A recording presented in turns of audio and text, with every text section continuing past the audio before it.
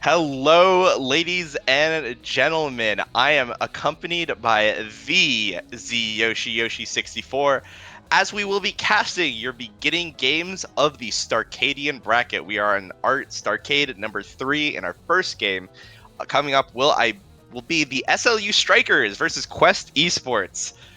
Quest Esports are one of our residential teams in the North American Strikers Academy, currently sort of, I believe, in the top middle-ish of the pack right now, and they'll be going against what a lot of people have been talking up as potentially top 2 of the collegiate teams for the CCL that started very recently. So definitely 2 teams that would be really interesting to actually see the power levels compared and see how the top of CCL compares with the with North American Strikers Academy team. I know that right now Powerhouse Defenders, which is essentially Lakeland University, is sitting I believe sitting at like 1-4 or something, 1-5 right now. So they've been struggling a little bit. So we could see that if SLU beats Quest Esports here, they might be in a prime position to take the entire league. That's what I'm saying. I think it's very interesting because in most power rankings, people put Quest Esports at number 2, right behind PPL in NASA. And so here we have the battle of the number 2s. Yeah, the definitely. Penultimate strikers. We get to see between NASA and CCL which league is stronger. Yeah, definitely.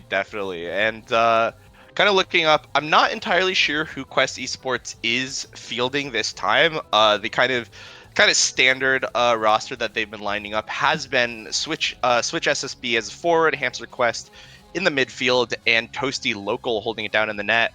Whereas SLU Strikers, sort of a much more static team in terms of who they're fielding. I know that Coin and Trademark have been kind of the trademark forwards of the team, and Zoro. I get it. Yeah, that was a real. I reached down deep into my brains for that one. Yeah, I'm real proud of you on that one. Yeah, hey, okay. Hold on. Okay, Zoro's great goalie. He's super cool. Okay, moving on to more important things. I have this new. So Saya and Yoshi have been watching me try to set up this webcam to like not have the curtain webcam. Like we've seen some wonderful angles of this curtain behind me, but unfortunately that's not. It's not keeping it up to snuff with what we want here at on the stream. So I bought this like $3 phone stand that cannot support the full weight of my phone. So it's like I had to hover it over my monitor, and it's like looking down towards me. So when I address the audience, I have to like look up at God and like see him, and like I don't know. I feel. This is what oh god, what's his name? Hold on, what's his name? Hold on. You can do it. Who are you talking about? Yeah, I don't know. Three bucks. Yeah. Sorry. Winston? Wait, Winston? hold on. Yes, Winston Smith, the main protagonist of 1984, in which Big Brother looked down upon. Okay, you know. Oh my god, you're staring into Big Brother's eye. Holy shit. I'm staring, directly at him, at Big Brother. He's there, and if I dare say anything in Cost Court General, I will be shot instantaneously. Yeah, no remorse. a lightning bolt will be fired out of your phone. I will be zapped on the spot, killed instantly. Yeah, instantaneous death for any slip up. Yeah, $3 for professional production value, I think, is going crazy. I got to see your Clorox wipes behind you. I got to see a lot more than just the curtain cam. Whoa, you get to see my dusty Xbox 360. Oh, it's the freaking like fad when everyone wanted, like when RGB was like becoming like a fashion trend in like 2011. That's this. I picked this up used at a GameStop. Wow. Yeah, let's see, what else do I got? You got the Clorox wipes that I use to disinfect my... I'm giving you a tour. I'm giving you hey, yeah, let's go. We're getting the crib right, check. Here. Yeah, whoa, guys, this is where I store the glasses bust them out when I need to The find glasses. when we need to find something on stream, like we need to find a match soon, so I can stop sharing everything that I have. Hey, get him out so you can take a peek. Um, we have to find a match soon. I have so this much. cannot continue. Hold on, what books do I have here? Hold on, let's see what I have. I never read this. This was I was supposed to read this in my grad program. This one was a snooze fest. It's probably awesome. it's really important, but I did not read all of it. Yeah, I don't think I've read a book for a class in like 6 years. Okay. So, hey, props to you. It's a secret art, forbidden technique of. Oh, we're fake queued it till up. you make But it. I'm sure, guys. I went to Hey, grad guys, school, guys. Look at More these. Look at importantly, look at these books I had to read. Yeah. wow, Just knowledge man. literature. Oh, Hey, we're these queued are- up. these Shut are up, good shut books. up now. Okay, shut okay. up now. Whoa. The books are going away. We don't read here. The books have to go. I have been violently dragged back into the Omega Strikers community where people don't read. Yeah, nobody knows how to do that. Okay, we're in game. We're in game. Okay, And we've made it. we made it. We're free. Whew. Oh, we're All not right. free. It's Inky Splash Man. Hey, surf's up. And the last time I casted the North American Striker League, I wore a towel and sunscreens wanting to get this map. But times have changed. We are jaded veterans of the Splash Zone, the Splash Trenches. The Splash Trenches. As we've come to know them, yeah, one trench on the bottom, one trench on the top, and the autocannons preventing No Man's Land, aka the court, from having any sort of fun. As we see a double Asher ban, it's like both teams not really wanting to see this character on the court. Yeah, get that character out of here. No Asher allowed. We see a Drakkar coming out, and I'm oh my god, Drakkar Rune. They are drafting up a team right now. Oh my god. Whoa! Whoa. Is that, Coin is that Atlas a Rune forward. bully? Oh, Coin Atlas! Yo, this what's guy. happening? Yo, okay. Before, okay, but like literally in ladder, Coin has been spamming Atlas forward. This guy did 40k damage with the Atlas forward. It's a fire up start on Iggy Splash Zones, guys. We've got patented Odyssey interactive map. Oh my! This is unacceptable. I hate everything that I'm looking at right now. Yo, oh my god, the Coin's brawling it out with Switch. Yeah, absolutely. Unfortunately, Zoro is going to lose the goalie barrier, which means things are not looking good for the defenses of the SLU Strikers. But Coin right now, Astral Protection not going to connect with a core, which means that it's intercepted by Hamster Quest. But Zoro able to actually save it with a good use of the Summer Assault. Now trademark on the offensive, but finds nothing. Pull comes out. Switch SSB trying to find a little bit of offensive pressure, but the Expanse comes out. You see when Coin walks back, he is just a goalie. And as we approach kind of this middle part of the set, if Trademark and Coin don't get in and out, which they actually do, props to them, but that won't stop them from the infinite entourages of fire-ups that may hit the court in about 12 seconds, as Tosi Local already has flipped. Switch SSB almost there, and Hamster Quest also waiting in the wings. Yeah, wow. I gotta say, I am impressed with the Coin Atlas forward, getting that barrier and then helping get the goal. I really think you said Atlas with the Expanse, and I thought that's a normal thing that's going on right now before I remembered, before I flashed back to reality. Oh, but they're firing up. Oh, they're firing. Oh, the Expanse! But he doesn't get the kill confirmed! Flip comes out from Toasty Local. SSV will be using a little bit of speed, but it won't mean just much all right now. Coin putting down the ultimate in order to heal up a little bit, I believe, but right now Zoro's going to lose his barrier. Flip comes out from Switch, doesn't find the goal, but Hamster Quest is there and waiting. The flip to send Zoro and the core into the net. Yeah, energy burst. Hamster Quest walks up and blasts Zoro to the next dimension. Straight to the pool. Take a dip. Take a dip. You know what we like to say here, the Iggy Splash Zone surfs up, and what's not up right now is, oh my gosh, is Switch SSB's life right now, as he's been sent off the map, shot to death in Miami. Yeah, body found in the river. Hey, the Inky Gang sends his regards, I see. As right now, Switch SSB. The Inky Gang? The no Inky way. Gang. Yo, they've got shooters literally on the map right now. Yeah, nothing is safe. Nothing is safe. Like Coin. Oh my god, he's safe. Coin's safe. He's safe right now, and flips up for Coin and Zoro right now. This fire-up chain will probably be coming out very soon, and there it goes. Ping oh my pong, God. ping pong, and Switch SSB now is flipped as well, able to get it past Zoro and the Torfu Expanse. Hamster Quest pass up into the juice, not able to find anything just yet, but a good pull into strike. Mixes up Trademark and gets the second goal for Quest Esports. I think my favorite part of that set is where 5 core flips came out in a row. Yeah. I thought that was pretty neat. That was sick when all of them pressed their Q button, their evade button, and definitely did anything but evade the core. And their intention was definitely to avoid getting hit. Right now, though, the core is currently evading Zoro's goalie barrier right now. Good defense from the SLU goalie, but Hamster Quest with a rune pillar actually not able to find it with a stuffing attempt.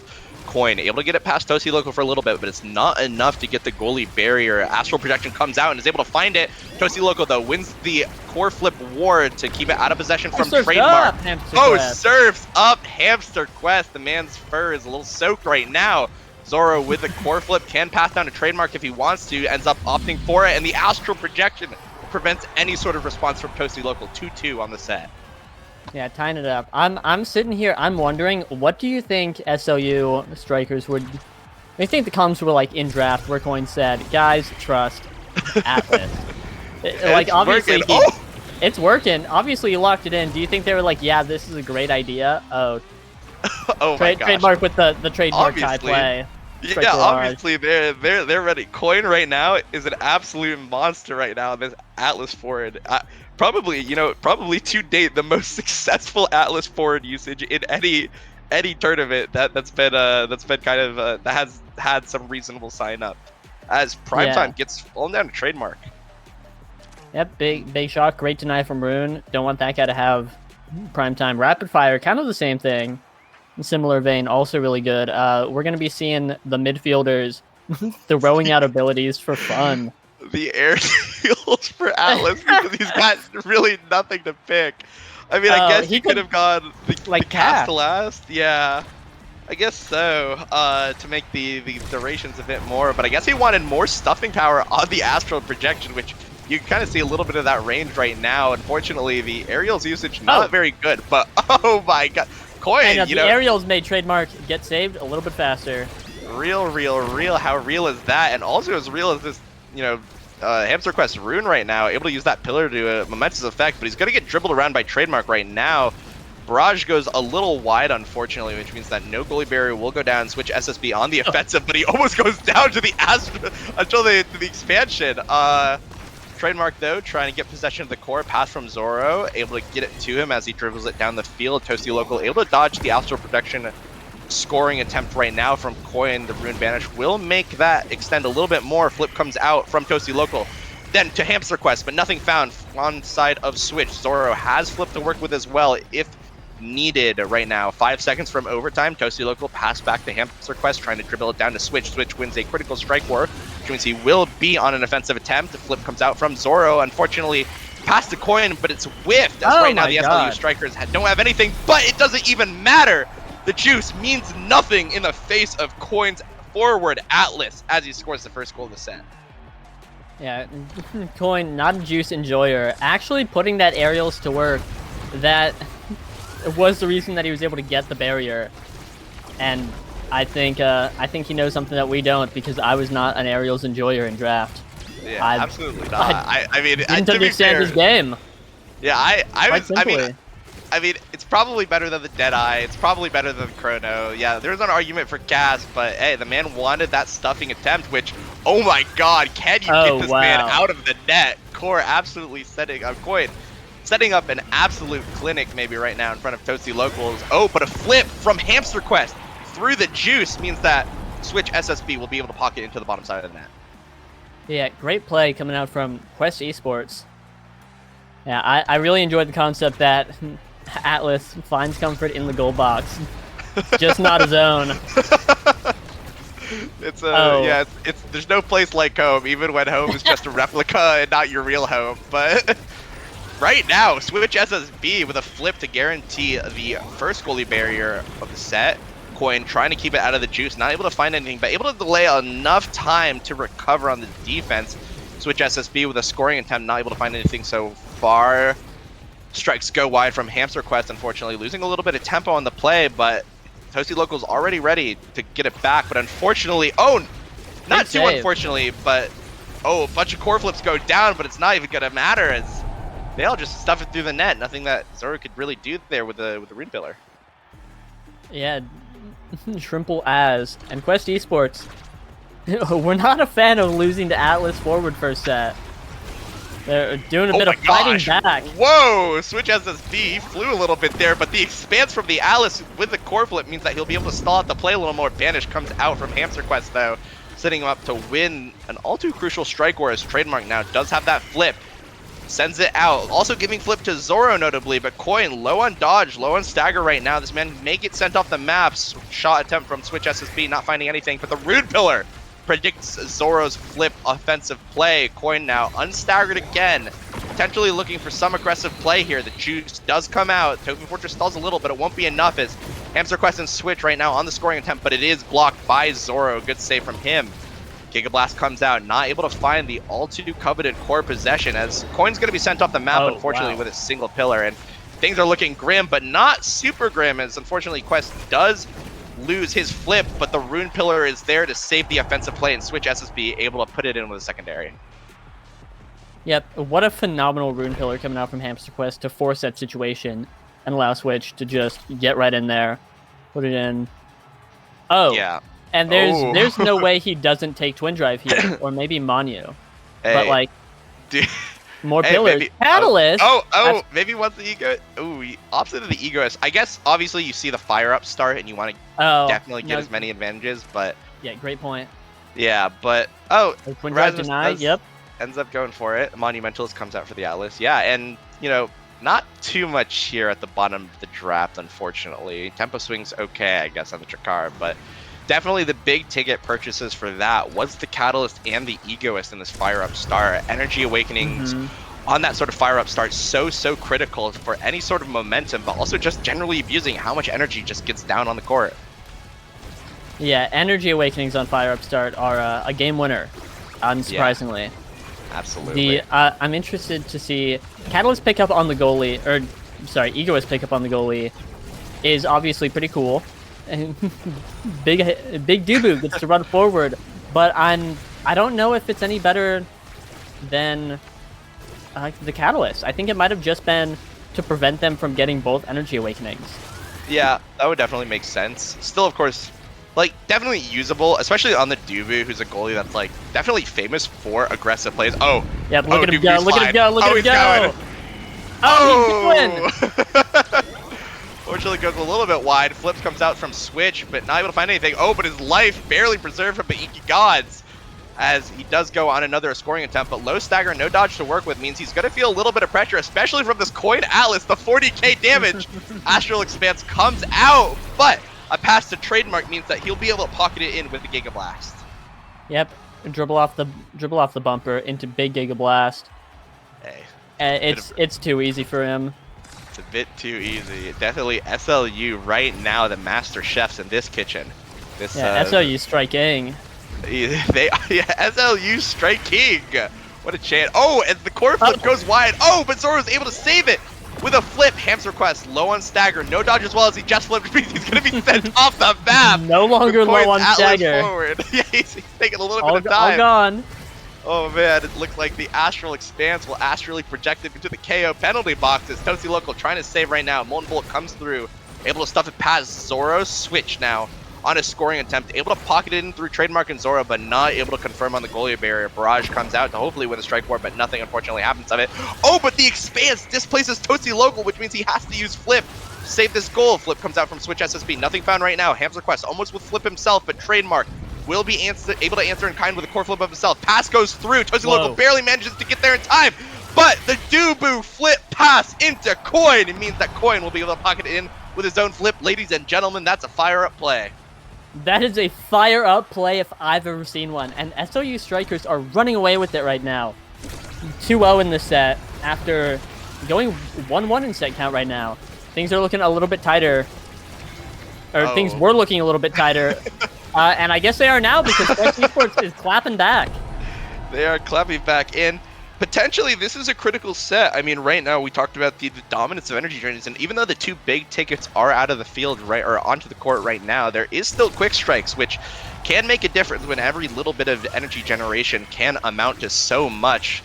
But as of right now, we get to watch Zoro defend against Switch's flip with the Tofu Fortress. A little bit of creationing happening. Oh, he's the Glizzard! Yeah. Oh, wow. Oh my gosh, flip comes out into another flip, blocked by Hamster Quest and Toasty Local, but the Expanse Atlas forward coin is showing up today. He's purchasing, he's finding purchase. I was trying to find a currency joke. No, you got it, Yeah, okay, there we go. And there's Quick Strike. Oh, there's Quicks. Oh, and he's hovering and he it wants already. it. Oh, maybe off the hit for the hot shot. Hey, that's potentially could leave it up for trademark if he wants. Nope. He elects. He's going to be striking a little bit quickly, which means that the hot shot will be going to Toasty Local. Kai with a few options here opts to take the big fish, but it won't matter too much for deny as the build difference right there for Switch. Perfect form comes out now. Kind of a new thing that people have learned to deny from the rune. Just so many procs of it that could come out from like when you get the core stuck in between the two pillars that a lot of people definitely just don't want to see that happen. There's just too much chaos that could come from it, which means that Hamster Quest will be going on Reverberation. Recently buffed, but definitely not as good as that perfect form. Yeah, perfect form, looking a little better. Reverb, though, not to be underestimated. He's getting 27 CDR right now, and while that number is hard to parse what exactly it means, it does mean that these pillars will be coming out a lot faster, especially with that rapid fire. Yeah, definitely. Oh yeah, definitely with that rapid fire. Yeah, these pillars are going to come out at a blistering rate. Definitely going to be hard to attempt, especially when you've got fire up starts, which means flips are coming out every 5 seconds. And Trademark trying to get it himself, but he might be sent off the map very soon. Actually forced to use dodge, but it won't matter much as he's just going to get yoinked out. Flip comes out from Switch SSB, but not finding anything. The Tofu Fortress fully denies it, but it won't matter as that guy zoomed in and spun, and yo, he got it in the net. Yeah, Chrono Boost. Jumped in there like a speeding bullet. Slammed that core right into the pool. No questions asked. No questions asked. And Flip comes out from both of the goalies, which means that both forwards will have a little bit of energy. Hamster Quest using that to his advantage to get it out. And oh no! Surfs up, ladies and gentlemen. Zoro taking a little bit of a splash, getting a nice chlorine-filled drink right now. But unfortunately, it looked like a reversal of that last set. Yeah, wow. From 2-0 to 0-2. I don't know, they're just going so back and forth. Quest loses the set, fires back in such an aggressive manner. Ooh. And then, but look at Zoro. Oh no, not able to find anything, unfortunately. Banish comes out, but the juice is there to support the SLU strike. Whoa! And that's a full core flip, I think, from all those redirects and perfect form value. And that's awesome. And Catalyst. Like, and Catalyst too. Whoa! Whoa! Yeah. Look at that. Hamster Quest already almost back to a flip himself, and with some assistance from Toasty Local means he'll be at flip really, really soon. But whoa! Switch SSB is dead in Miami again. Whoa! Once more. Once more. Oh! Toasty Local caught one save. Unfortunately, could not catch the other. Yeah, and we saw the power of quick strikes right there. Koid able to keep such a tight dribbling angle against Hamster Quest, who wasn't able to catch up in time. And I just went to tab over to see if Koid had like slick kicks or something for like the dribbling play, but no, he's pummelers. That's Atlas forward with pummelers. This Man's goes got a mission. hard. Yo, Koid wants to pop off. And speaking of popping off, though, a bunch of flips come out and not finding anything so far. Banish comes out from Hamster Quest, but he doesn't find the target that he wants. Instead, finds Trademark. Somersault comes out to send SSB to a little bit of vacation zone, but it looks like it turns out it'll be Coin who gets a little bit of that time in the KO box. Flip comes out from SSB, sends it through the Tofu Fortress, and Hamster Quest is there to intercept the clear with his own flip, and that's the 4th set going over to Quest Esports. Yep. Grab your popcorn, everyone. We're going to set 5 as this battle is just going back and forth. And wow, a 1-2 punch is going to be picked up by Coin. I'm calling it now. And ain't no way there's anything else happens. I'm on the no, timeless. No. And that's Okay. fair. That makes sense. That's a rune right there waiting for it with the with the perfect form, with the reverberation, with the rapid fire. But I really wanted to see 1-2 punch. The Sacred I Atlas wanted to see deck. it too. The Super Atlas Ultimate Combo. Rest in peace, Cazdatuste. Your goat. But hey, nice. But as we go to this rolling final over in his set grave as we go to the final set. I'm surprised no one picked up 1-2, but we see I think Stagger Swagger might be the biggest pickup on Trademark, who was, as you can see, just dying, just getting beat up, bullied for fun. Yeah, I was getting a little bullied, and definitely that extra regeneration will be helpful. Even with that, with the Kai Stagger buffs, when they made that new classification of Stagger that he shares with, I believe, Era and a few other characters. Oh my God, there's some creations happening there. Yeah, we are creating today, timelessly. But Stagger Trademark's Swagger dead. Trademark is dead. Oh, and wow. Hey, who likes ripping core flips? Request is not full again. He's got another one. and he's got another one on lock. Who likes being 40% faster for 5 seconds? Ooh, I know I do. Yeah. I love that. Yeah, and Hamster Quest with so much control with these pillars, using that range advantage to so much effect here. And a lot of people were talking about, like, what is the meta on Inky Splashstones? And right now, Hamster Quest making a really solid argument for the rune. You saw him getting a little bit of damage, a little bit of cooldown and stuff like that, and he was blocking like things like the juice with his pillars and stuff like that, and able to provide so many scoring attempts. But speaking of scoring attempts right now, Trademark and Coin are going for one. Coin has the flip if he wants to use it. Somersault comes out to buy Zoro just a little bit of time to save.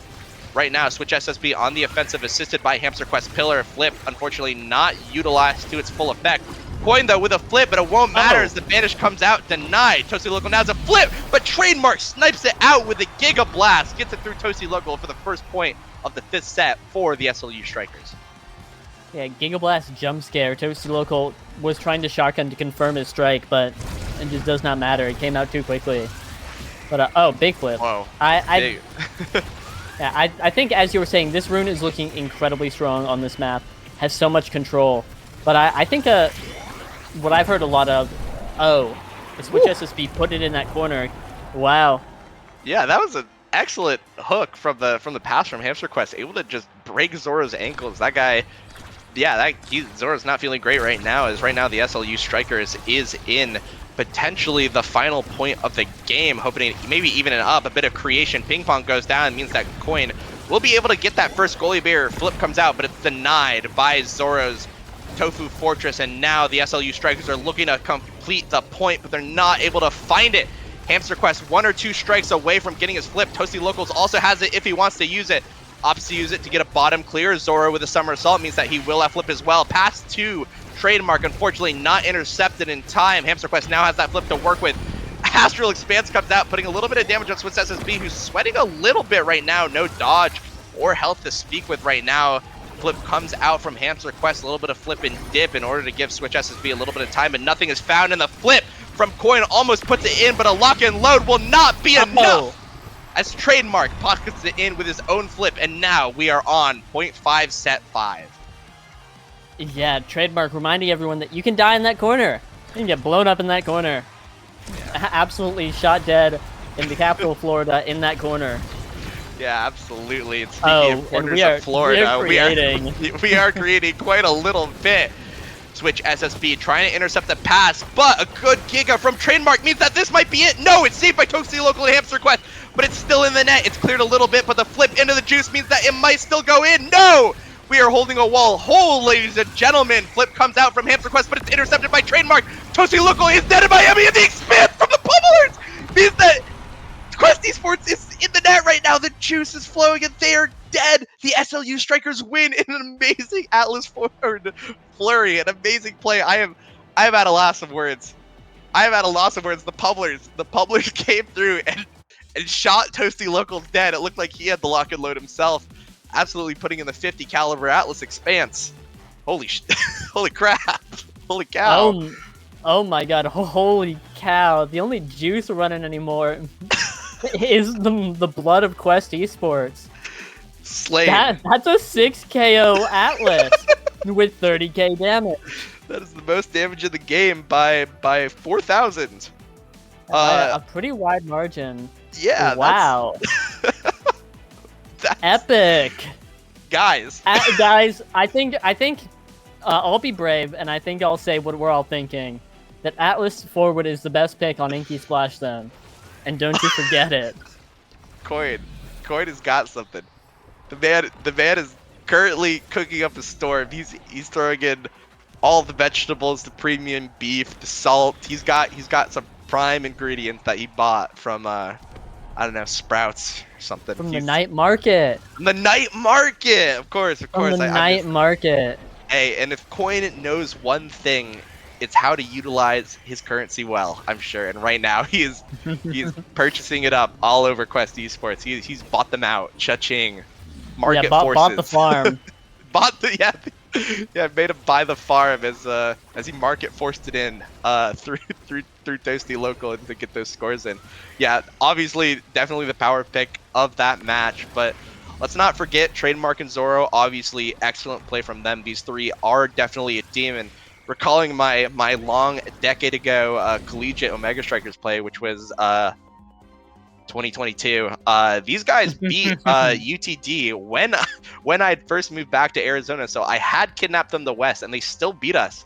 So definitely, it looks like with how power rankings are shaping up, with how Powerhouse Defenders, aka Lakeland University, matched up against Quest Esports, we might have a current forerunner for the CCL champion right now. Definitely SLU Strikers, the team to be afraid of in that league. Yeah, especially after that. You don't lose to Atlas Forward, or you don't see someone lose to Atlas Forward and say, I'm not afraid of this team. I'm not quaking in my boots, terrified that they just did that to that other team that has so many accolades. Like, yeah, I'm still in awe a little bit. I ran out of words. The chatting is ceased. The well is dry. Yeah, I mean, Coin showed up. Coin showed up. Yeah, he increased the crime rates in Miami. That's what he did. He showed up. Participated in horrific gang violence. Like a hero. Like a hero, like a goddamn Omega Strikers hero. That's so true. He showed us. He showed us the ways. It almost an astral intervention, or wait, what was it? A cosmic intervention for our brains right now, as he's racked it thoroughly. But we are getting into our next game, which I believe we will be seeing Coin again against the current favorites of the tournament. Oh, and they're back. Yeah, they're back. Yeah. Oh, I was gonna say, let me know who the current favorites are, but it's We Pass Sometimes. Yeah, it is We Pass Sometimes, which I believe is Wallaby Gangsta, Flopdwop, and Scyther 12. All Wallaby definitely a seasoned veteran of competitive Omega Strikers, with Flopdwop as well being a longtime community member. But I actually kind of want to put some eyes here on Scyther 12. Definitely a solo queue menace. He has been grinding since launch, and he's earned a name for himself.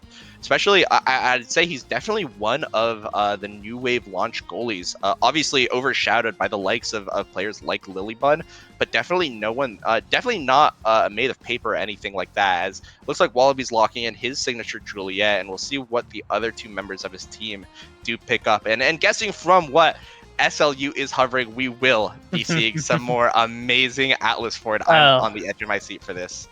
Locked in. And there we see, I believe that's the Scyther 12 Kai. I've seen the Scyther 12 Kai quite a bit, and it amazes me every time. That guy does things that I don't think anyone else knows what to do. And then Flopdrop. Oh no! It's Flopdrop. Right. Yeah. Remember all that? But I was just, yeah. Hey, my bad. Hey, that's a rune. Yeah, that's a rude goalie. Hey, and let's talk about this. Obviously, right now, Kai Forward is actually doing a little bit better right now than his counterpart. Oh, Wallaby Gangsta has murdered someone. Zoro is dead. Right now, the Coin with possession of the core, able to stall a little bit, but a pass from Scyther 12 means that Wallaby and Flop will be able to get on a scoring attempt, but nothing found just quite yet. But as god, it's a Stagger Swagger, Spark of Strength start, and Coin took Spark of Strength. That We, goes hard. we might see Pubbler's Mare Atlas. Hey, and unfortunately, the Publisher's Atlas not coming into effect just quite yet. Wallaby Gangsta able to get the stuffing attempt against Zoro, but we'll definitely like to see this Atlas scale a little bit. But before we go back into play, I want to talk about Flop Flop a little bit, actually. For those of you not in the know, not really following Flop Flop, currently a micro celebrity of the coaching server, but what I really want to talk about is he's kind of like Kai forwards were considered a bit of a dying breed. Obviously, like we saw Bond bring it out in his infamous Kai forward pick on Oni Village, so we know it's good here, but Flop Flop is one who's kind of just stuck with a character generally, like regardless of the map. So this guy is, he might be younger than me, but he's basically an elder in terms of what he's picking. So definitely interesting to see him go up against Trademark here, who kind of before this was a big Drakkar player, but he's been pulling out the Kai word quite a bit for this tournament. So definitely interesting matchup to watch as well on top of Scyther 12's performance. And speaking of performing right now, Scyther 12 not able to hold it down against Trademark, but Wallaby Gangsta with possession of the core, but almost gets sent off the map by, I believe, Trademark. Wallaby able to get it through Zoro. An unfortunate evade timing means that he won't be able to strike it in time. 2-0 for We Pass sometimes. Yeah, it's on the topic of the Kai forward pick. It is just like you said. Kai forward stocks are, I think, up tremendously. I think he's an incredible pick on Inky Splash Zone, pretty decent on Gates of Obscura, and has always been generally pretty alright in Oni Village. That speed, oh my god, I'm dying. He's one of the premier speed midfielders, especially with the buffs to a secondary. We are seeing the Kai forward come back. I've seen it so much more frequently than ever before start of Season 2. And it's doing great work. A Trademark rushing in and just tapping it in the corner. Yeah, definitely. And we saw that, that speed from the Kai, able to intercept the clear up from Scyther 12, which means that, SLU able to get the first point in the game, but they're still 1 point away from losing the set, and potentially things like Sparks, things like, I don't know, it goes well with Stagger Swagger, but Sparks mainly, as Wallaby Gangsta already looking to be the MVP of the set with, I believe, his own Spark as well, so that will be big if he's able to finish the set #1 in experience for his team, and he's looking to do that right now. Zoro right now, very, very low in HP, forced the blow, the Cosmic Intervention from Coin. Wallaby yeah, now. I think that his forward had the Atlas ult to save him, and that guy's dead. Wallaby's We're never dead. gonna see him again. Yeah, 07 Sailor. Oh, hey, Coin popped the 07 for Sailor. me as well. As right now, Trademark now looking to push it. Oh! Whoa, pummeling! Bubbling! This is Spark feeling a streak. little strong today. Scyther 12 caught a little bit too close to the edge. Who could have seen the Atlas primary, the astral projection, mowing him down out of nowhere? That's crazy. There he goes. Atlas forward, putting in a tremendous amount of work. Yeah, looks like we pass sometimes. Maybe try to close it out. 2 goalie barriers down early. If this pass gets to Wallaby, things might look a little tenacious or a little tenuous, and it is. Dash Punch not able to confirm it, but a little backup from Scyther 12 means that they will be taking the set. And you know what? Hey, bring it back, SLU. I'm rooting for this Atlas forward. Twin drives right there. Juliet Twin might have to drives give right him the there. Stacks. Yeah, Stacks on Swags nerfed a little bit though, so maybe not as contested of a pick as it was before, but it is there. Yeah, Spark of Focus also on the board. Twin Drive, though, denied. I think, Spark of Focus not taken, instead for Manu. A little bit of extra damage, bigger expanse. Yeah, he's, hey, Wow. You know what? Bigger expanse, bigger KO range on the goalie. Hey, Yep. you know, hey, sometimes the Sparks call them, sometimes they don't. Sometimes you gotta leave the the election race a little bit early to not make a goof of yourself, and that's what Coin's looking to do right now. Going into this next set, Wallaby Gangsta already half HP from the infamously high damage Dubu Kai Atlas combo. He's staggered. He's staggered this is with a no KO dodge. comp. Hey. Zoro is a shark smelling blood in the water. Unfortunately, though, the Stagger Swagger. Oh no, not Stagger Swagger. Just kidding. Unfortunately, just passive regen. Let's Wallaby get back up there. Yeah, and right but now, they're putting the damage on.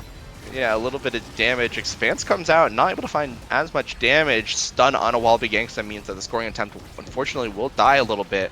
Though a pass down is flopped off to Wallaby using the Giga Blast means that another attempt is back. Good pass from Scyther 12, but no, Wallaby isn't ready for the pass up from Flop. Scyther 12 now passes it to Floptop, who passes it through, burning the defensive core flip from Zoro. Now we're back in even tempo right now. That Monumental is actually so much pressure, but it won't be enough. Scyther 12 with some patience able to clear it out. Barrage comes out from Flop, but they're able to trade barrages back and forth. But a good pass to Wallaby means another shot attempt might be coming very, very soon. Oh, and Floptop with an excellent barrage, able to strike it through Zoro and get it into the net. Yeah, the Elder Kyward showing his expertise, putting it to work. And I want to bring up Scyther 12 has been playing phenomenally. Held that barrier the entire previous point, and I'm always impressed when I see Scyther 12. I mean, look at that. The rune just pumped out so much damage on two people who weren't on top of each other. Like, yeah. That's, I mean, yeah, it's crazy, yeah. Yeah, known for his Kai pick, I believe, but this rune is also dressed to impress, wearing his Sunday best. And yeah, almost does a little bit of a goalie check or a goalie ego check against Zoro, getting in with a flip, but it's not gonna find anything. But Trademark right now is so low. Celestial Intervention does come out, able to heal him up to full. Holy crap, he's full again. Yeah, wowie. Wowie woo-wah, even as Scyther 12 does lose his second barrier. Banish does come out, which means that Coin won't be able to participate in this offensive play. Dribble from Wallaby is intercepted by Zoro Summer Assault. Zoro does have that flip, it's needed, but it's blocked by, I believe, the barrage of Flop Drop. Whoa, we're in overtime. Whoa, we're in overtime. Whoa. Welcome to overtime, everyone. Oh my god, I was going to say, was that Hot Shot? That's not Hot Shot. That's You'll never guess what Monumental overtime does to the core. And Monu, you're so right. If Yeah, Coin picks up Hot Shot, something tells me it might be a little over. Yeah, the astral Because- projection, or the what's it? The yeah, wowee. Cosmic the astral Expanse. expanse. Cosmic expanse. That's what it was. Yes, it will be also expanding the core to light speeds. So maybe we'll get more moments like that. But right now, Zoro defending very, very well. But Scyther 12's aggression will meet him go forward. down. Oh, what a rude pillar! Oh my god, goalie down! Goalie down. Flip comes out from Flop, and it's pocketed into the top. Forwards in the net, not able to save it. And the second set for We Pass Sometimes will go to Flop. Yeah, We Pass Sometimes. Not lying. If you watch a little closely, they are putting out the passing plays really well. And there it is. And 1-2, heavy impact. This is a bit of a dangerous carousel today. Spark of Resilience, going almost definitely to one of the 5th or 6th pick, both bearing sparks. Hot shot on the rune. Who could have seen it coming? Oh my god, and tempo swing on Trademark. Oh yeah. Honestly, that's a deny from Wallaby. Maybe they want to keep him staggered. I mean, Trademark could have opted into that Deadeye there if he just wanted that pure damage number. But I think he was more focused on keeping Wallaby's survivability low. So yeah, interesting drafting strategy, but I don't hate it. Yeah, I agree. But Coin picked up that Spark of Resilience, scored a little bit more stagger, and 146 power. These Monu expanses will be hitting like a truck. You're barreling down the highway at full speed. Yeah, he is a complete 18-wheeler going at 95 miles per hour. I was about to say he is an entire 18-wheeler of force, and those pillars, a force of their own. But he can't stop. He can't hit the brakes in time, and he doesn't want to. He's pressing on the gas and mowing down We Pass Sometimes. This man is pedal to the metal. 18 wheels of fun. Yeah, taking them all out. He is definitely just no brakes right now, but hopefully he'll be able to break some more goalie barriers as he does get one. But let's see if the trade will come out. Scyther 12 with a good banish, able to stop the offensive play, and oh, it's right there! And a dash punch in by Wallaby Gangsta, which means that right now we have an open net for the SLU Strikers. Oh, but the hotshot Rude comes out, passes it to Wallaby with flip, and boom, just like that, reversal of tempo and a point for We Pass Sometimes. Yeah, hey, sometimes. It might be more often than we're thinking. That was a phenomenal rune pillar. God, Scyther 12 is just so good. I can't. Oh, look at him go! Oh, hey. Well, he got one. Hey, you know, Hey, it comes with the territory. you give and take. Oh, but Wallaby looking to take Trademark's life. Fortunately misses, but oh, what do you do against the pillar? Oh, that I guess. Hey, I'm inching my goat right now. I'll stop talking about it. Hey, I mean, no, these pillars have been absolutely phenomenal. Oh, and speaking of good pillars, He's wow, so Scyther good. 12! And oh, and Zoro is dead! Oh, off-screen death as Where Scyther 12 did does he an amazing go? save. Right now, Trademark and Coin will have to hold that down, but one thing about the Atlas Forward is that if your goalie downs, you just have a goalie in the net. Hey, you but just have another guy there. Flip comes out. Flip pass. Hey, sometimes they do pass, but Scyther 12 trying to get the core downfield. Giga Blast from Trademark, not able to find anything. Pillar comes out again. It's going out Mach 8. But the dash punch from Wallaby goes a little bit wide of the core. But oh, it actually will matter, as unfortunately a bad strike angle means that the goal will not be coming down. But Scyther 12 able to save the core in this overtime. This core will be going a little fast. Banish comes out through point, which ends the offensive play right there. Now they'll have to find some other opportunity, but they'll have to survive Wallaby Gangsta first. And right now, Coin trying to get it desperately through Scyther 12, trying to keep their hopes of winning this game alive, and Trademark passing it to Coin. Oh, the Monumentalist Pillar almost finds it in. That would have been sick, but unfortunately, Coin finds no purchase. Hot shot overtime. Core is going a little fast right now, but the flip comes out from Zoro to Coin, but Scyther 12 saves it with a pillar. Trademark has the core, opts to flip it. Scyther 12 opting to do the same as well, but it's just going to be cleared very easily by Zoro. But no, Flop Drop on the offensive with a Giga Blast, able to get it in before Zoro's able to strike it out, and now we are 1 point away from SLU Strikers going to losers. Yeah, Flop Drop showing that he will always be the Kyword GOAT, and I can't get over the hotshot overtime Oni Village speed lane rune pillars. Just like Trademark can't get over his horrible case of not being alive anymore. It's gonna take a bit of time to recover from that one. Oh! And coin down. Oh, the pass! The core flip pass! Just sometimes. Unfortunately, it does not get the barrier, but... and SLU Strikers are all back on the field. But both barriers down for them. Things are looking a little dicey. Yeah, and Flop right now with a core flip in the net. But a good strike or win from Coin means that the play will be delayed a little bit. They'll have an attempt of their own, but the Banish comes out. Barrage in front of Trademark's face means that Flop Drop will put it downfield, but it's sent right back using the speed lanes. Coin now trying to find any sort of offensive pressure, but nothing's coming out. The blast comes through, and no! Zoro clears it into Wallaby, and that's it. Yeah, the Giga Goat gets it straight to Wallaby. No questions asked, and he puts it in. Hey, and just like that, ladies and gentlemen, it was a good run, Coin. I enjoyed it. That was a great pick, but unfortunately it was not enough. And yeah, right now the 6-0 team, we pass sometimes, looking like the team to take this whole tournament after a really great performance from the SLU Strikers, clinching out so close to Quest Esports, seeing kind of such a reversal of that tempo here with Wallaby, Flop, and Scyther 12 kind of running through them on this. And yeah, look at that, 3 goals to 9. It's it wasn't pretty, but hey, we got to see some good moments from the SLU Strikers. Obviously, this is the team to beat, and whoa, we are in queue already. There are no breaks. There are no breaks on this. There are no breaks on this 18-wheeler that we pass sometimes is. Coin, unfortunately. 07 Soldier had a phenomenal run, but the trucker's license has been passed on.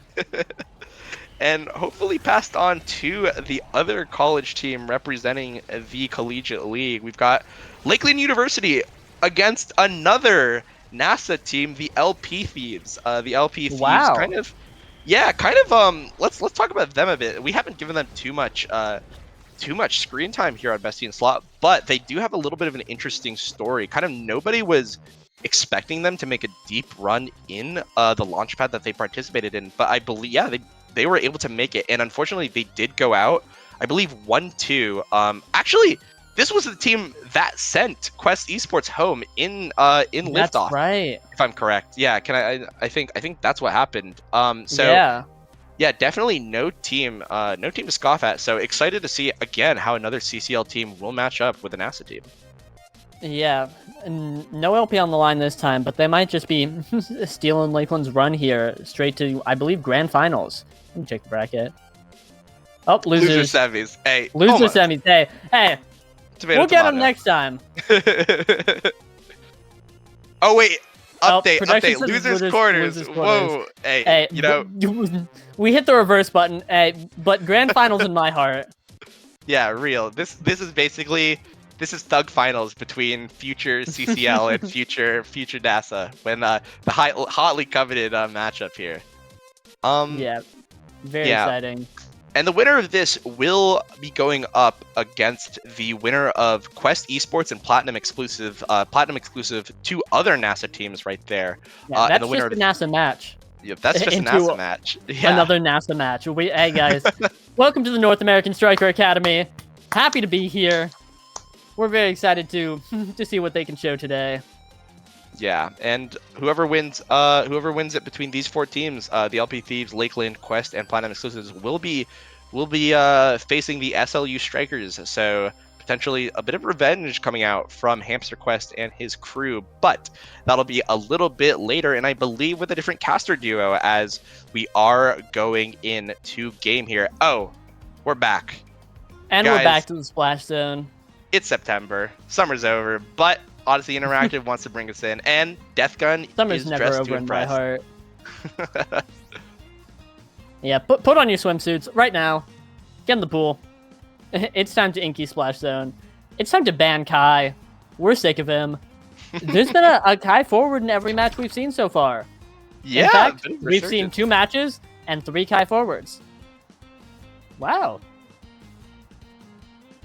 That's hey, maybe the meta is shifting. Maybe this kind of pick that a lot of people were saying was super weak for so long might be coming back. Might be a force to be reckoned with, but we will not be seeing it right now as Death Gun and Feinmuck opting in for that Rasmus and not the Rasmus, sorry, the Rune and the Juliet. Kind of an echo of what Hamster Quest was doing. We'll see if we'll be able to see that. Oh, and it looks like Midmouse actually picking up that Estelle, so another unique pick on this map. And yeah, it's definitely still trying to sort out what's good on this map. And right now, it looks like we will see a little bit of ping-ponging back and forth as E.T. Han able to get the first goalie barrier of the game and just stuff it right through Winter Freezer. I believe that's Winter Freezer. Name threw me off for a second there, but I think that's Winter Freezer. I'm gonna call him Winter Freezer. I have no idea, but we're looking at a perfect form rapid fire start, and just like the Kai forward, I think it's really interesting. We've been seeing so many runes, a rune in every game also, but Itihan running the Asher, running Winter Freezer over. Don't you know it's summer? Hey, yeah, Winter. Oh, it just clicked. Winter Freezer. Yeah, definitely not the right name for this situation. Melting a little bit under the pressure and under the sun. Midmouse able to get the score onto the net. Yeah, apologies, name off Dubu, but this is not the update for you. we're feeling a little warm and toasty today. But oh my god, Speaking of warm and toasty, you go. Yeah, on the topic of comps, that guy's dead, which isn't a topic of comps at all. I just had to point it out. But Asher Estelle as a forward duo is incredibly strong because Estelle does really well in the midfield, and obviously Asher is doing Asher things like ulting Dubu for fun and popping primaries. And it's especially prevalent. That guy's dead again. Wow, hey, let me finish. Especially prevalent on open maps like Oni's Village. This one, Inky Splash Zone 2. Really good. It's really good. Let me tell you, it's really good. It's really good, yeah. There's so much stuffing pressure. Yeah, absolutely, from these two characters, and definitely saw some of the power of that. And honestly, I guess a little bit of damage pressure too, is Winter Freezer was sent into the splash zone twice that last set. So yeah, fell into the river in Inky Splash Zone. Looks like we do have the size trains going out. I think an interesting pick from Winter Freezer with that built different, which means He was definitely, I think, yeah, because he wasn't going to deny the Rasmus whatsoever, but I think that what he wanted to do was deny the Asher a little bit down the line, so using a little bit of drafting foresight, or maybe he wanted the size. But either way, I think an interesting draft decision. Definitely some strange ramifications we might see, as that bigger hitbox does mean he will be sent into net a little bit more when E.T. Han is in his face, but for now, it looks like his drafting is actually helping him quite a bit, winning some good strike wars against E.T. Han, able to keep this defensive pressure up as Death Gun able to find a good kill onto Soren, which means that there will be offensive play from the LP Thieves here. Feinmuck now with possession of the core, passes it to Death Gun, who wins a strike war against the forwards of the powerhouse, or of Lakeland University, sorry, to get the first point. Yeah, well, and NASA jump scare. Yeah, forwards in the net moment. And put on a good attempt, but unfortunately, Strike Warrior in the building. Oh, but Asher in the building. Oh! Doesn't care about any of that. E.T. Han, hey, flash that Lakeland University, you earned it. That was you an earned excellent it. play. Hey, Winter Freezer cooked up and melted currently. Yeah, left out in the sun a bit too long. Absolutely baked as it, yeah, again, Asher and Estelle. Oh, forwards down. But Surf's Asher up. So much pressure. Surf is up. Whoa. Things are getting a little dicey for Lakeland University. Despite the fact that I think LP Thieves have dropped their barrier within the first 5 seconds each kickoff. Again, just because of how much pressure these two characters are putting on.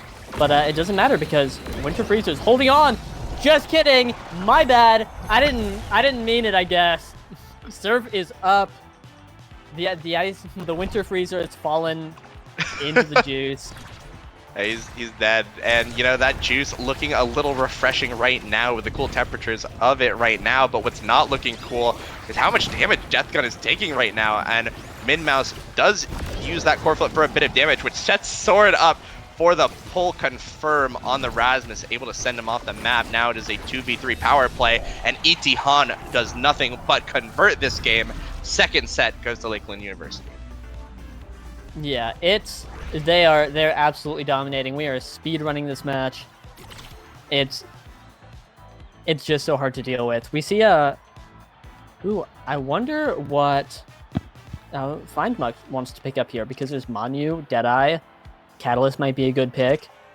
We might see a Stagger Swagger come out from someone because things are hurting. Whoa, the Manu deny. There goes Catalyst. Definitely denied from Soren. I guess there wasn't too much he wanted to pick up there as Rasmus. No size, unfortunately, to assist, but definitely those rune pillars, something that's, Hamster Quest has already proven very, very powerful in this map. If a rune gets a little bit more size on the tradings, it could have devastating consequences. But as of right now, I think Lakeland University is sitting a little pretty. A lot of damage goes out onto E.T. Han. Might be sent off the map in just a second, but he does have a little bit of dodge to work with. Pass from Death Gun to Feinmuck. Goes for an offensive play, but it is saved by the combined efforts of Soren and Min-Mouse. Right now, Soren looking for a clear, does get it through the bottom, uses that pendulum swing to keep the core away from his barrier. Min-Mouse and E.T. Han now on the offensive pressure, but not able to find anything clear through the top side. E.T. Han with a redirect with the dash, not able to find anything as well, and Soren almost sent off the map, but he's not. But unfortunately, the core will touch his barrier, but E.T. Han able to answer back right now. Death Gun waiting in the wings, trying to find any opportunity. Oh, goodbye, Feinmuck. That's an unfortunate death, but it's not going to matter. Oh, Soren angle number 4 has entered the building.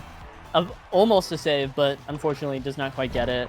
Yeah, and unfortunately, it looked like Soren was tunnel visioning a little bit on the pass. Didn't see that Death Gun was there to intercept, which allowed Death Gun to get a good pocket through Soren. But right now, Lakeland University looking to answer Dubu or Winter Freezer, forced to burn a defensive flip. Summer Assault comes out to prevent E.T. Han's offensive play as well, but it's sent right back with a piercing shot of Eminem Mouse. And whoa! What a value from Death Gun. Gets the barrier and the kill, and the juice is there to support him from Winter Freezer, which means that 2-0 on the set and a sudden reversal of fortunes for the LP Thieves. Yeah, Death Gun living up to the name. Put Soren away. It's the streets are not safe.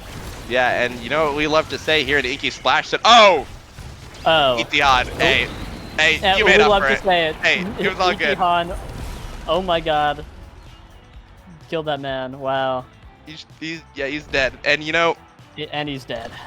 Sometimes, hey, every forward gets their one. All right. Every dog has their day. You know how it is.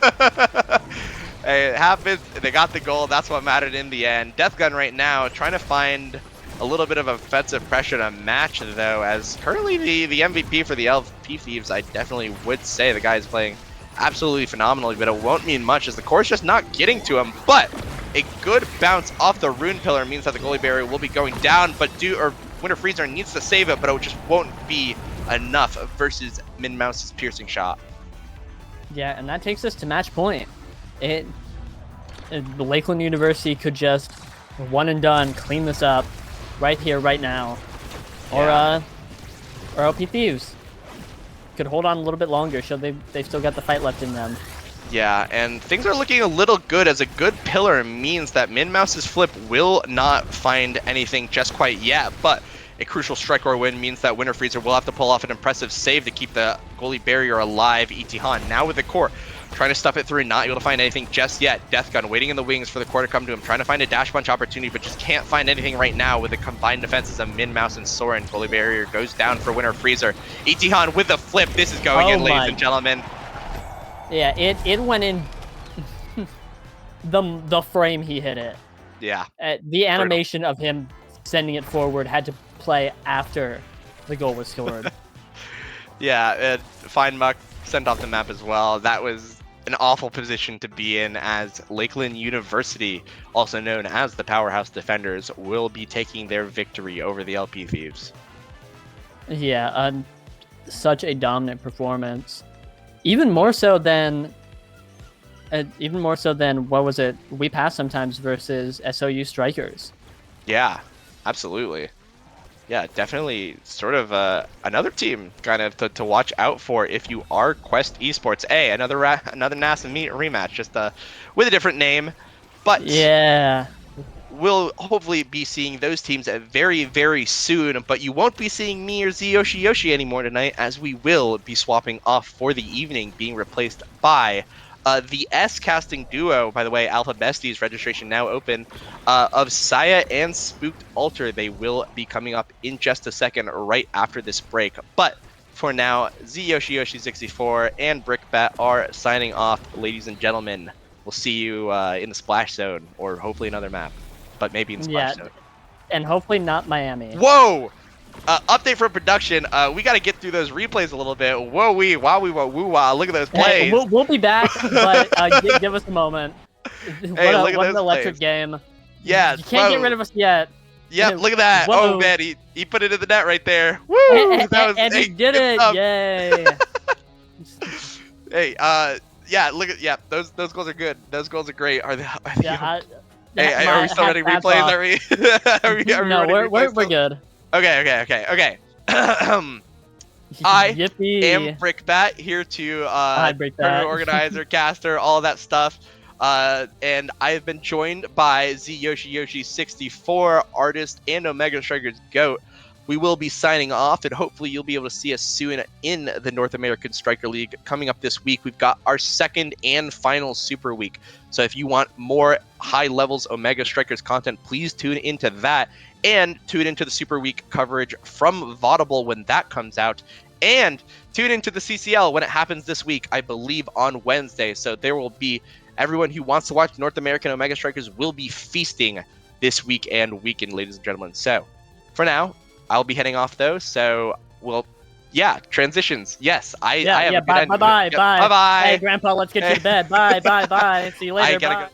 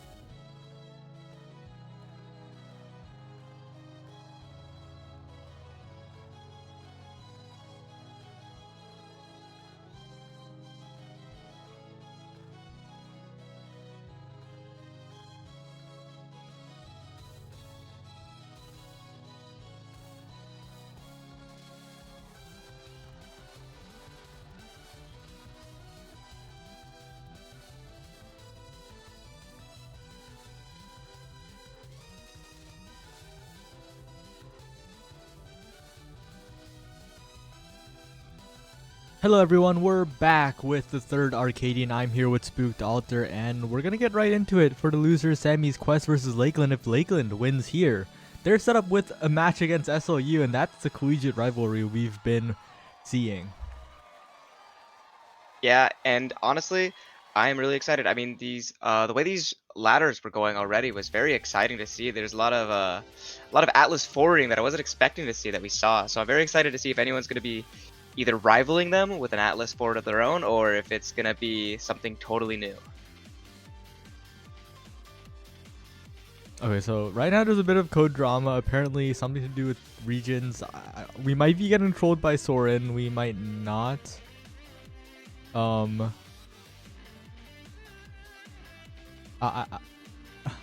feeling a little clueless right now, but these two teams, a bit hard to gauge, right? Quest Esports, looking at it directly from NASA from past results, definitely the favorites here by a long shot. They have been in the top 2 of much larger events than this or collegiate. Lakeland has been extremely successful in collegiate, but has really faltered in terms of more open competition. Yeah, I mean, what we were seeing today from Lakeland, seeing like Soren, that was doing some like really good work. I mean, Soren's always been like a good player in my eyes, like a really good player. And of course, like Etihan was also able to put it in a couple of like really good shots. So it's gonna be definitely exciting to see what Quest is gonna be doing against that.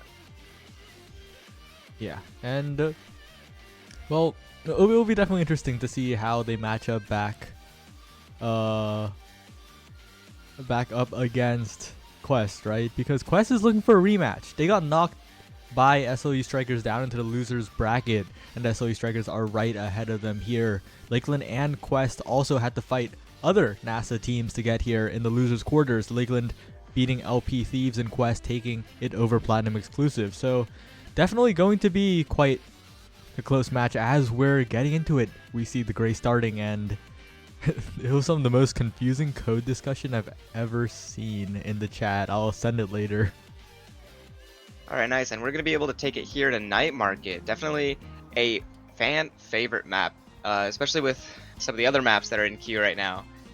And as we're seeing here, the bands that are going to be coming out, it seems they're hovering on, what is it? I can't think of the word, but I will get there eventually. Quest side, the Amy goalie. Yeah, that is the proactive pick. Really solid, but it is immediately banned away, as is Soren's Kai. So the goalie's being heavily targeted. We will probably see the Rasmus for Soren and the Dubu for Toasty, as it is hovered here. But Era Asher on this map, a lot of control, and I'm not sure if Lakeland can match that unless they play an Asher themselves, and there it is. Yeah, Era Asher is definitely a really strong combo. Their abilities mesh together and their playstyles mesh together really well, with Asher liking extra size and Era being able to grant that, especially with that speed boost, which Asher lacks a little bit of that mobility. They definitely go hand in hand together. So it's definitely going to be good to see here. As you can see, a Dubu matchup for the goalies, I assume, could be incorrect. No, I am correct. Okay. Oh, stacks on stacks start with only Switch taking Big Fish. Ooh, interesting. But it is pretty big here, because without stacks, you will be left behind once those stacks start stacking. But the thing is, the exercise on Switch could prove crucial in those stuffing situations, as the midfield is the battle right now. And Mouse putting the pillars down, trying to progress the core past. But overall, it just seems the consistent speed of Hamster, the buff debuffs, are just doing much more in this early game compared to the Rune.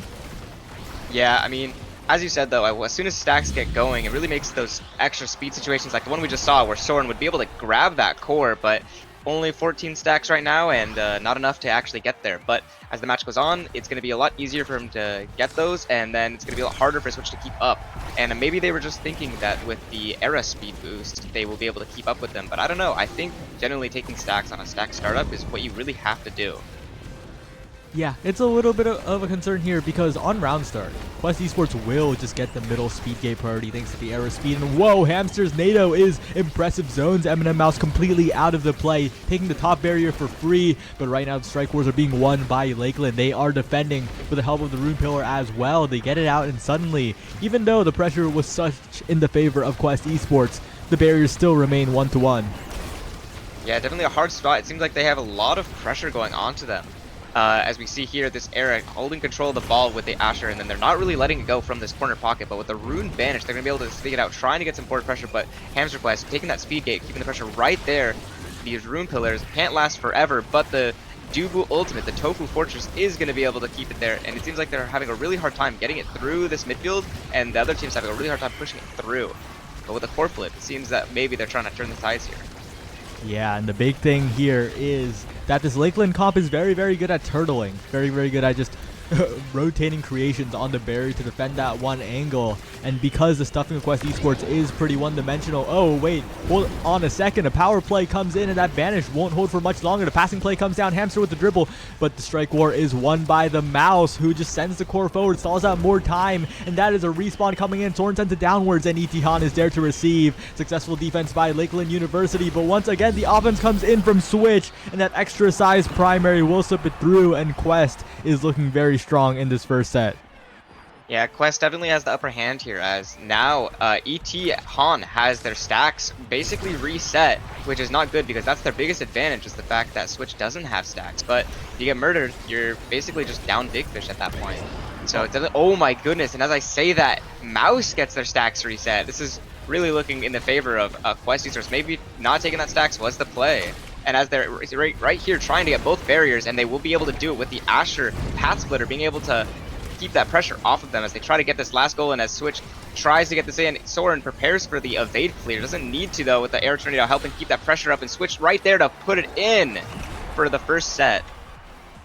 Yeah, and that's just the fantastic Era NATO setup coming out, as well as the constant pressure. And the question is, Lakeland, they can defend for a while, but they cannot transition it to offense right now, and these awakenings are looking scary. That tempo swing is looking very, very juicy for the Asher of Switch. Maybe it will opt for something? No, it's just the tempo swing. Who are we Gotta kidding? go tempo. Yeah. Tempo swing here just on Asher, especially with that Big Fish start, definitely paying out already going that. And Era getting Stagger Swagger, basically guaranteeing that they're going to stay alive unless they get caught on the edge is going to be really helpful, especially when they have like a Rune Banish that can basically take all your health away with that 1-2 punch extra. Definitely going to be really nice to see here. Yeah, and now it gets scary because Hamster has denied away the Stagger Swagger, so the damage will stick, but that Rune Pillar will just KO, no staggering required, and suddenly that is a slight advantage for the side of Lakeland. They need to build up these stacks, they need to keep these stacks. They get one berry, they get two. E.T. Han dribbling it right through, and that Tofu Fortress lasts for what seems like forever as another pass is attempted, but Hamster Quest is there to defend. E.T. Han is staggered, and now Switch has a commanding position, gets the top barrier, the Pat Splitter on the top side, pushing down. E.T. Han sent away. The strike war won by Hamster Quest, but Soren cannot get the final strike in. All the barriers are down, and this time everyone is healthy. The Banish comes in, but Hamster jumps in for the final strike, and that is a point by Quest Esports when they were down 2 barriers. Wow, definitely nice to see here. Hamster Quest got knocked out, and I thought, honestly, at that point, it was going to be pretty much game because they got 1 barrier, then 2 barrier, but they were able to bring it back, and with a nice shot like that on the goal, going to lead to that first point being theirs. But now, as we're seeing here, the tides have been turned as they get both barriers again. This time, hopefully looking to finish it out with a goal of their own. And now with a core flip coming from Switch, able to get 1, but not 2 barriers now. E.T. Han trying to dribble it up with the help of Mouse. Will they be able to do it? Trying to get past the Tofu Fortress. Not capable this time around. They're able to keep the pressure at least off of them from Switch, who is currently taking Soren out of the game with Path Splitter. Now coming back to him, but it's just enough to get the goal barrier. Alright, and now Hamster has flipped, looking for a passing lane, but it is stuffed away by E.T. Han. And now on the top side, it's getting a little clumped. Mouse looking for an angle to use the pillars in, but that pillar will not connect. Oh no, Toasty! That's not the angle you want, and that own goal, maybe the start of a little bit of momentum for Lakeland. Yeah, definitely a play like that can get the momentum going in your favor. That can boost morale a lot, especially like just keeps everything high, you know? Don't need any of that negativity around here, which we're going to be seeing here as we're fighting for midfield now. The Path Splitter able to keep that pressure on Hamster Quest, trying to find it to Switch. Not able to with all these swords, but it will be able to get a barrier actually through. Now, as we see a Tofu Fortress with Hamster Quest ready to evade clear to get this barrier, but that Rune Anomaly is able to hold it through, and that Stagger Swagger is going to be coming in really handy now that they've taken almost half their stagger bar, and E.T. Han, who does not unfortunately have it, is going to get KO'd by Toasty with the Dubu. Yeah, and now with the meter looking pretty good for Toasty, looking pretty good for Switch, they can continue putting pressure on Soren, especially if Toasty is just taking possession of that center speed gate. Now it is Hamster who picks it up, sends Mouse away from the play, and that is enough strikes to get the barrier eventually. Now Toasty sending it forward once again. Switch open, looking for an opportunity, but once again, Lakeland will hold. Itihan will primary it away, but again, even if they hold, it just comes right back. Toasty is walking all the way up, has to run all the way back, but Hamster is quick enough to get there as well. Now Switch in a dribbling 1v1 versus Soren. It is saved away, but another situation occurs, and the pass splitter zones away the Dubu. And once again, Quest Esports just have so much control of the core. Definitely a really strong ultimate. Asher ultimate has been seeing a lot of really good play lately, as we see that path splitter is able to just cut off the goalie's angles, do tons of damage to them, and overall just stop them from even interacting with the core. With especially that new nerf to her, it still seems like it's very strong. And right now, it seems that while I was speaking, they were able to get 2 barriers and almost kill Mouse over here while they're trying to get the full barrier. They come out with a core flip to strike it through for the second set. And Quest Esports are looking to settle the Lakeland and SLU debate once and for all by not even letting Lakeland get there in the first place.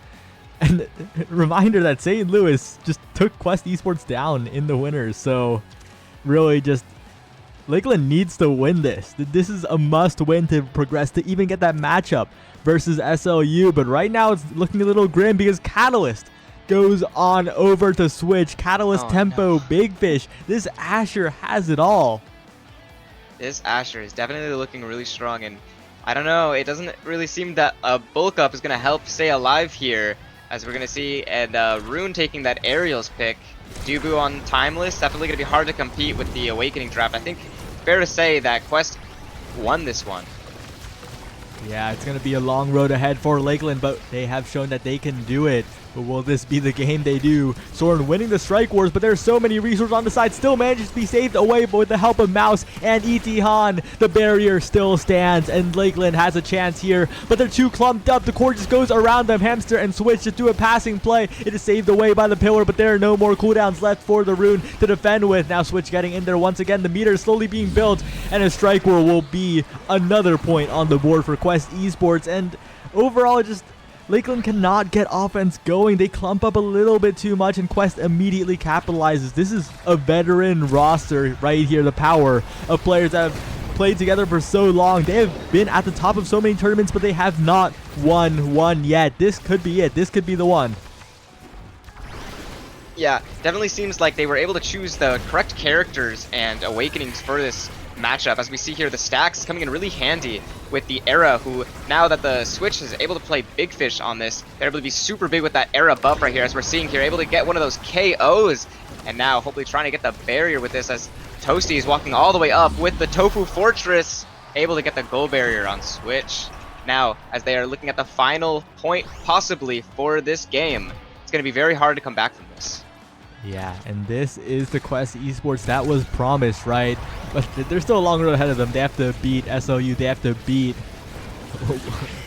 I forget the first team name that's sitting in Grands right now. Something with passing and something with not really passing that much. But this is the first step, and they are looking in full control. Switch wide open for Hamster Quest pass, and that barrier is taken, but how are they going to get the second one?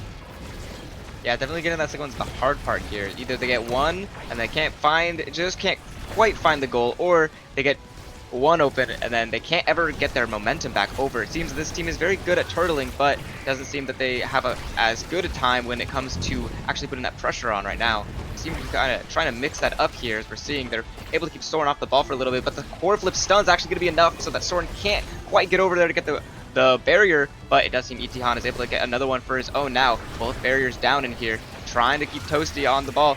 Core flip from Soren coming through with a nice shot from Itihan. Able to get their first goal of this set, hopefully able to bring it back. If there ever was a time for a comeback, it is now, and that angle by Soren was beautiful. Went around everyone, the demon angle passed directly to the Asher. And maybe they can take this momentum further. Etion trying to win the Strike Wars. The Tofu Fortress is impressive, but Toasty Local is just a step ahead. Clears it down. The pressure's all gone. And now it is Switch and Hamster who are running in with the Path Splitter. They have so many resources. The triple banish is huge, but the flips are there. The banish, it does not matter, and it just rolls past Soren. It was beautiful, but it was not enough. All that damage from that Asher getting tempo swing, big fish, and then catalyst for that extra juice of the core flip damage. Way too much to deal with. Definitely really hard comp to play against. Definitely, as we saw here, the difference in between what midfielder you choose when you go with an Asher. I think overall, playing Era in that comp was really something that sealed the deal there, especially with the stacks on stacks start.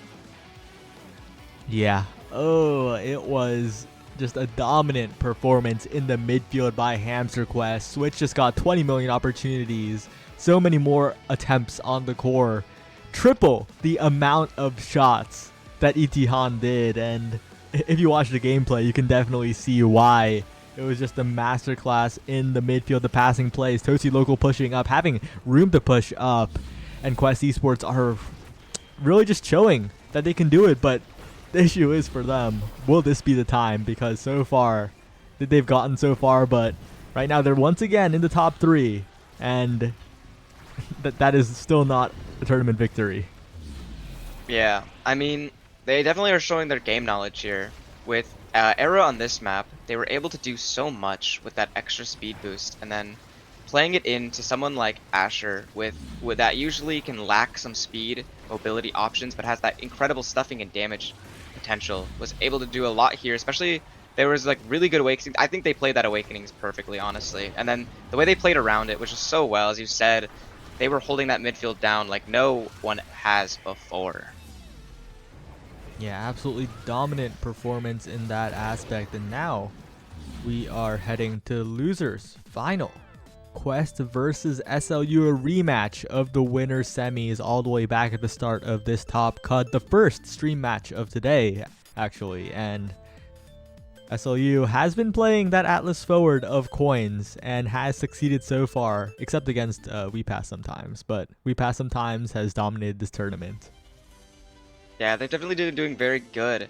Their previous match, they were showing that like an Atlas forward isn't enough for them, but maybe who knows? Maybe a team that isn't running something like an Atlas forward is going to be able to shake their boots a little bit or make something happen. I don't know. I'm excited to see, and we certainly will get a game. That's for sure.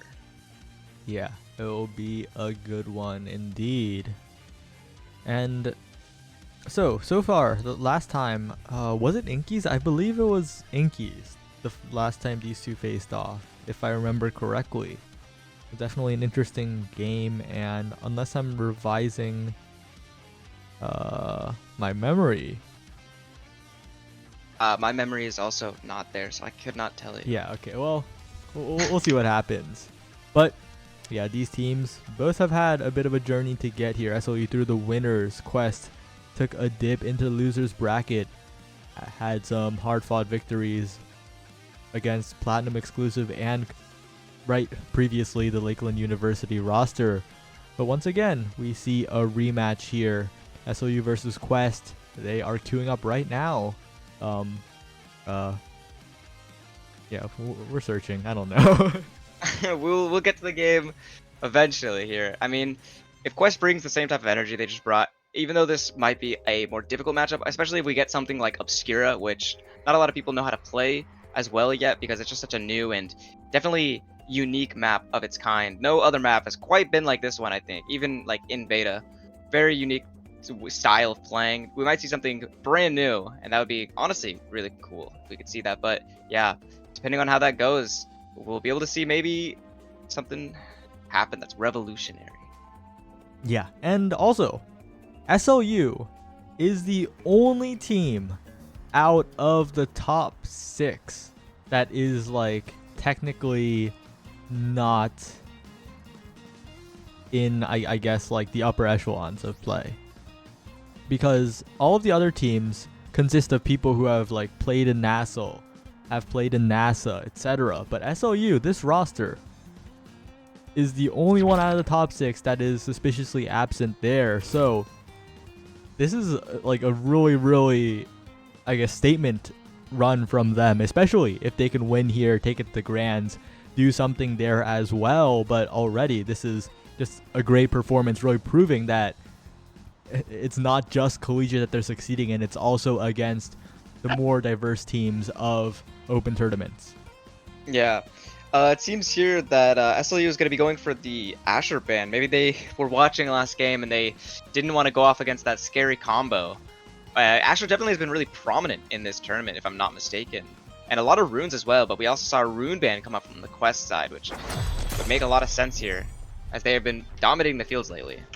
And it seems it's going to be a Monumentalist plus Specialized training start. So hopefully we're going to be seeing some nice Giga kills, because I think those are always really nice and really hard to hit on this type of map. So it's going to be nice to see here, as we're also granted another look at Coin, who's running the Atlas forward. Yeah, Coin has played Atlas forward every single game so far that we've seen, and has been pretty successful in all of them. And with a Monu start, with Trademark backing him up with the specialized Giga Blast, this could be the greatest performance yet. But the issue is Switch and Hamster are so coordinated. Whoa, Coin with the combo instantly KOs Switch, and with the striker advantage, maybe they can overturn the barrier disadvantage here. Yeah, definitely a strong start already from Coin. Oh no, okay, Dubu Stop is able to get that, the Dubu roll now, as we're going to be seeing the Core Flip come out, but it's going to be stopped by Hamster Quest, who's in the perfect shot to block that clear for the first goal of this set. Definitely a strong start from both teams, as we saw Coin is already outputting the damage, but seems he's running the slick kicks instead of the pummelers this time around. Maybe that extra knockback isn't needed because he's already a monster, but it seems that maybe something else should have been changed, because they're losing two barriers with the tornado coming from Era, able to take out one. The Core Flip going to be stopped by Coin, as we're going to see here. Toasty Local is going to get it through now, as we're seeing in the goal barrier. Switch is trying to get it in. Trademark holding it down though with the help from Coin assisting now. The Zoro's back up, trying to get it out. Touches the speedway, comes back. Topo Fortress is going to find the cracks through it now. Switch trying to get this through, but just quite can't find it now, as we're going to see here. Switch is cracked, looking to die. The Core Flip might come out from Toasty Local, as we're going to see a lot of death. Yep, there's the Core Flip right to Switch with the dash punch, but it's not enough. Definitely a lot of pressures being put onto them, but they're holding still through. Yeah, and now Coin walking down. Needs to use cooldowns here, trying to build a flip, but that elusive will slow it down so much. Another elusive comes out, and this Atlas's flip is centuries away, it feels like. But Coin finds a shot to the top side, a little bit of hope. Oh, the Giga Blast pass, but it's not enough. Toasty saves it away still. Switch now taking 3 million damage from the Monumentalist of the Atlas, but once again, he will be left to his own devices. In position, dash punch blocked away by the Tofu Fortress and cracked once more, as now Zoro sends it past, somehow gets it through the Flame Flurry, finds the angle. Toasty sent away by the Giga Blast, but it is still not enough, still holding that barrier, and Lakeland are so close but so far away, as an overtime log will seal the deal on that point where they, why did I say Lakeland? SLU were so close.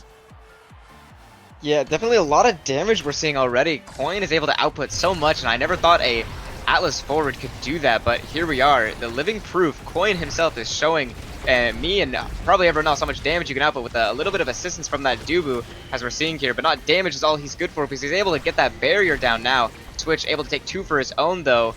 Trademark trying to stop that midfield with the barrage, but it's not quite enough to get through Switch. Now, Core Flip on Coin. Hopefully we might see it come through here with the Tofu Fortress to back him up. Core Flip comes out, but it can't quite reach the core. Oh, the shift from Atlas is going to send it backwards, or the secondary, I should say.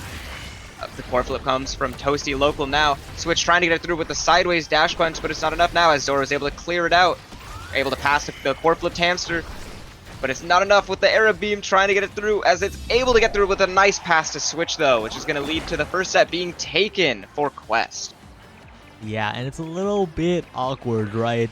It was looking good for SLU. They were having some connections, but it's just the one or two slight missteps that derail their plays, and Quest capitalizes immediately. They pass it back and forth. They get it. They make it happen. But this is a very juicy draft. Stacks on stacks for the speed, but Primetime is available. Reverb buffed to Oblivion is incredibly strong, and well, that just leaves Primetime for the Arrow, who will be more than happy. But what I'm looking at is the 1-2 punch taken away from the Julie, but also quite interesting on this Atlas that we've seen do a lot of damage.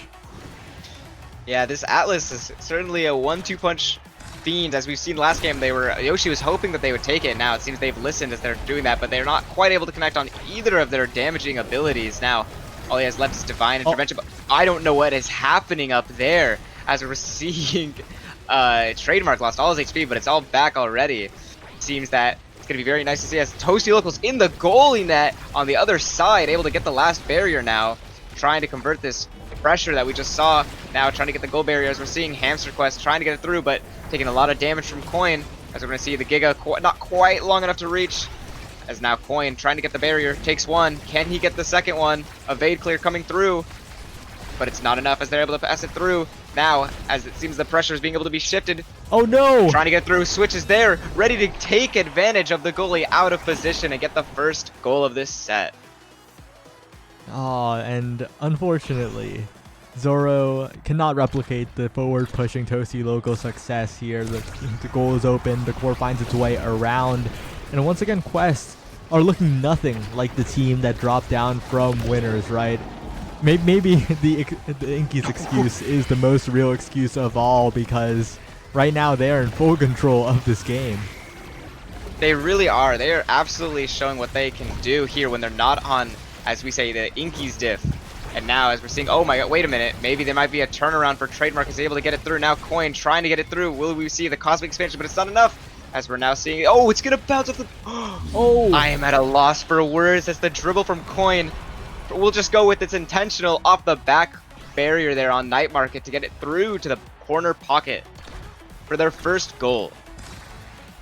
Yeah, and that's quite unfortunate, right? When you're the goalie, you're sitting on that top or bottom corner, you accidentally hit it off the edge directly to them. It feels so bad, but Trademark with the combo catches Hamster Quest off guard. That's a striker advantage in the favor of SLU, but they do convert. They get the barrier, they get a passing play, but Coin needs to find a place to use this flip. The core goes down, but it's still blocked away. Switch gets the crucial strike ward to save it. The NATO comes in. The Monumental size will stop it for now. But once again, it is the advantage to Quest Esports. They find an opportunity to take the barriers down.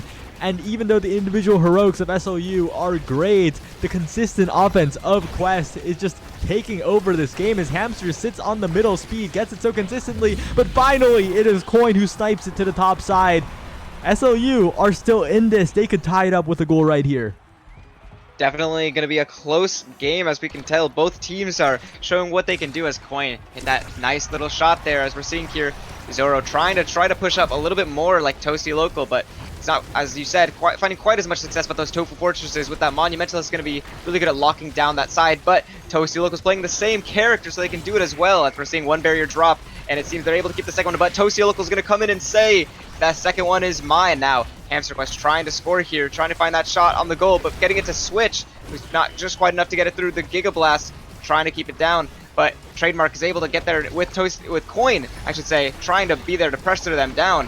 It seems that he's trying to maybe go for a KO here, keep himself alive with that Divine Intervention, as we're seeing here.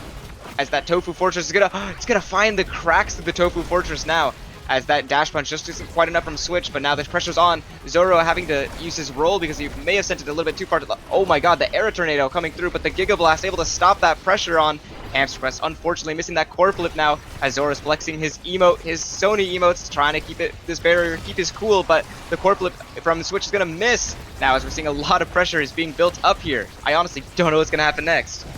Yeah, and this is looking like a bit of a replica of the Lakeland versus Quest game, right? Same map. SLU also looking a bit like Lakeland in the fact that they're turtling so well, but the real question mark is, can they finish it off on offense? Switch now, Zoro with the panic clear the wrong way, directly to Switch. That's not what you want to see in those critical situations. And when SLU was working on a comeback, one mistake cost them everything, and now Quest are one goal away from a 2-0 set lead. Yeah, definitely getting that 2-0 is not very, not something you like to see. Definitely can be a strike to your morale. So they definitely are looking to keep this down right now, but it's going to be hard when that KO from the Maelstrom is going to come out and find Trademark here now, as Hamster Quest able to get one barrier, looking for the second. Switch trying to get the dash punch through, but it seems it's going to be just enough now as the core... Oh, not even needed the core flip, just Era striking it in for that 2-0 set lead. And that one mistake means that Quest are in full command of this trip to Grands. They get the draft advantage. They can pick here. Actually, this isn't too bad for Zoro, right? Has the reverb. The peak will be very nice. That does mean that the pick of the litter goes on over to Switch, who will probably take the heavy impact. No, it takes the Spark of Agility to pair with the Sparks earlier. And the Chrono Boost and Castle House were both up, so the arrow will get one of them. And although the Hot Shot is nice, not, I guess, it just feels a little awkward for SLU here. They're just getting outpaced.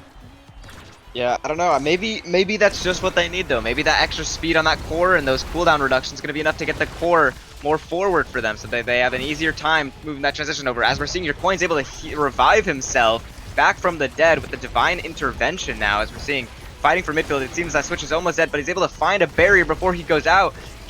Trademark trying to pepper him down with some Barrage Blast.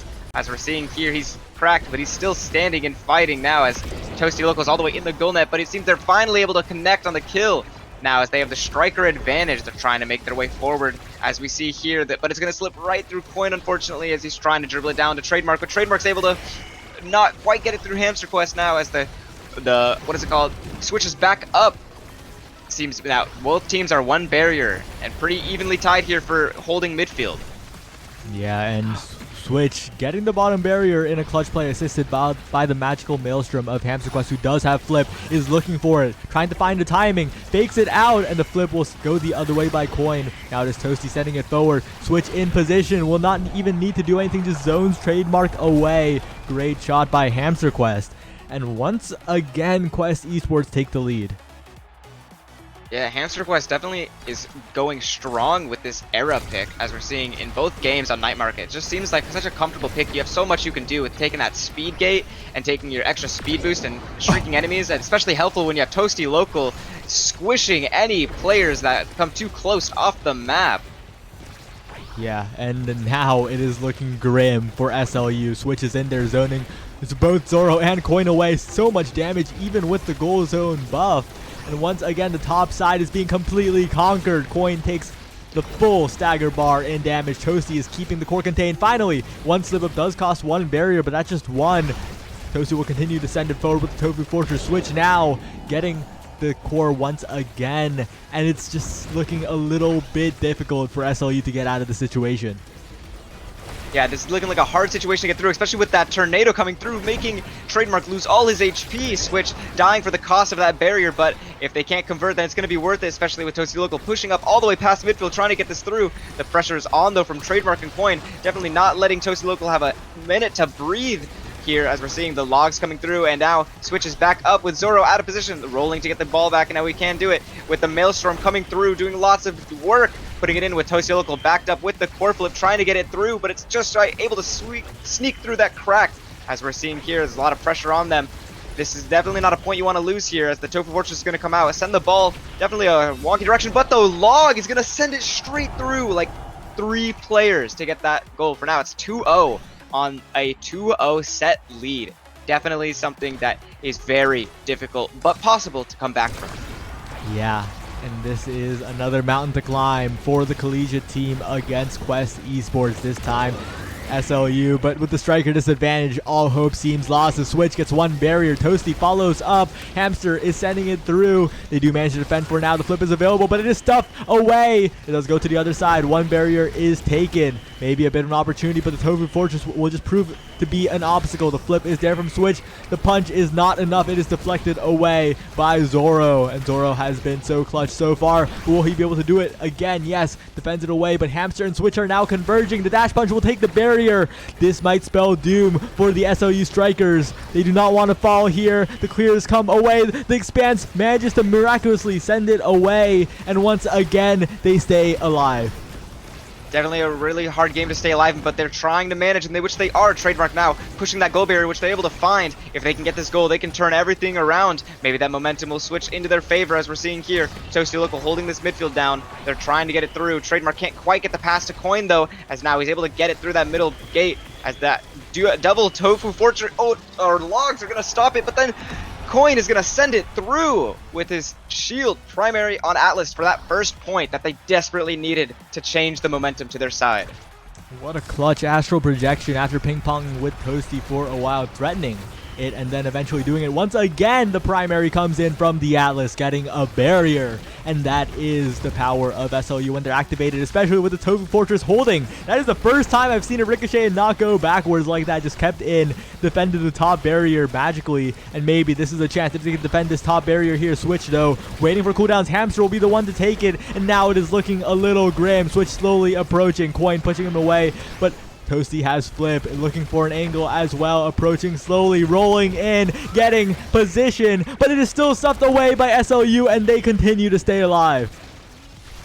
Definitely a hard one to see, but now, every time this has happened, they've been able to score a point. Granted, it was only one time, but it's still good, as we see Trademark is able to push it through with that Giga Blast now, with both barriers down on both sides. Switch here has a core flip, it's going to use it, but it's going to get stopped. I can't even tell by who, but it doesn't matter because Coin's able to get it to that corner pocket for a 2-2, able to turn this around to get their first set in this game.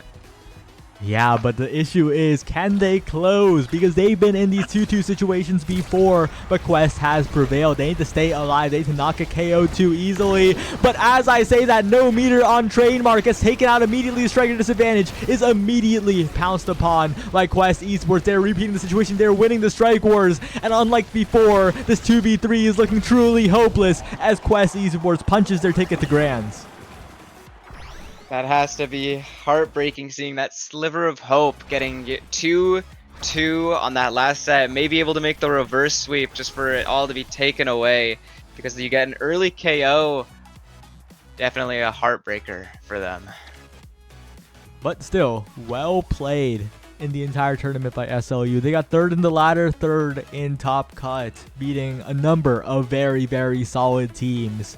We'll definitely watch their CCL run with great interest, maybe future Arcadian runs, because they have looked very, very good so far. They definitely have looked good. I know I said it looked grim, but this was third place after all. This was like very high-end matches. This was a tough game for them all around. I mean, they definitely didn't go out not swinging, you know. They definitely put in the work. They definitely showed, Coin was showing what that Atlas forward can do, which was honestly surprising to me. Sadly, only 2 KOs this game, but 24,000 damage, and both doobies here sitting at like over 200 redirects. Definitely a war of attrition. Yeah, and really, really huge shout out to Coin for that pick, because it was a treat to watch. It was very well piloted as well, doing so much damage. There's a screenshot of the game against Ignis's team where the chat's like just in disbelief about the damage it did. It got so many KOs. It was ridiculous. Yeah, Atlas forward, definitely a pick I'm gonna have to look out for more now, because I've seen what a good Atlas forward can do. That damage is definitely scary, definitely catches you off guard, especially with that Cosmic Expanse. It's like an instant rune pillar, and depending on where you are from them, that size of it can just be so big where you can't actually get away. Yeah, but we are heading into Grands. This is We Pass Sometimes versus Quest Esports. Ladder first versus ladder second. I think this is like the first time we have seen the top of the ladder face off in Grands. Usually there have been some upsets, including, I think, last Arcadian, there was an incredible losers run. So this is the first time it has progressed as seeded for the most part. I mean, seeds are built like that, where they will go as seed. I mean, it's always fun to see a upset, if you will, but they're not expected, and it's not going to happen every tournament. So it is what it is. But we're still, we're looking at the seeds that are supposed to be up this high and up at this final grand, then it's definitely going to be a good game to watch. It's going to be a really close game, which is always the most exciting to see. Yep. And We Pass Sometimes looked dominant versus SLU. SLU looked like they didn't even have a chance. They were getting KO'd left and right, and they really just could not mount that kind of offense. So Quest now, with that victory over SLU, will they be able to put it together? Because this is where it gets scary for Quest, right? They have been in Grands so many times. This is probably the best team in all time of Omega Strikers to never win a tournament. I think you have a point there. So hopefully, maybe this time they'll be able to turn it around and be able to claim their first one in Arcadian number 3. Definitely would be exciting to see here. If Hamster is able to bring out more of this era as we're seeing here, and especially if they get a map like Night Market, which they'd have to be comfy on by now. Yeah. It's really very, very dependent on the map. Both these teams can play on most maps, but Obscura, Enki's, IMZAP are very volatile and could definitely create some interesting situations with picks, with awakenings, with what happens in the game itself. Yeah, I mean, I hope honestly both teams might not like me for this, but I think I'm gonna be hoping for a Gates of Obscura matchup, because that map is just, it's so fun to cast, it's so fun to talk over, all the portal plays you can do, and just how much it changes the meta. And if we see it, I'll be the first to say that Obscura is a fun map. I don't know. I think it's pretty fun. Like, it's hard to play it in a fun way, I think, because it's way easier to just play it in the dumb way where you just hit it back and forth. I do that all the time in ranked because it's way easier. But I think it's one of the cooler maps. The core maps? I don't know if anyone will believe me, but yeah. My map. Okay. While we're waiting, because Quest is taking a slight break, deserved by the way. They made it from loser side. How would your map tier list look like? My map tier list? Yeah. So, are we talking like ranked here or like casual? Like your favorite maps for competitive. For competitive. Okay, so like S tier as a Erasmus main, it's gonna be IMZAP, because like I get to just do so much on that map if Erasmus isn't banned. But if he is banned, I get to play Drakkar and I get to still play the game and have tons of fun. That map, definitely one of my favorites. So definitely an S tier. Have to get back to you on that, because it seems like we're probably starting this matchup soon. By soon, I mean right now. Imagine if it's IMZAP. Very, very related, not rigged at all. But I'd be happy with any map, honestly, because I'd like to see both these teams play, especially when it's a reset situation, right? If Quest wins, they have to win one more. Grand Finals best of 1 to 3 set is one of the funniest formats ever, because it's exactly the same as Game Advantage best of 3. Yeah, it is, and it's definitely going to be interesting to see here as we're loading into this map. Drumroll, it's going to be Atlas Lab. Definitely still a very fun and very good map to see here, as we're probably going to be seeing a Kai come out, unless it's banned on the side of We Pass sometimes.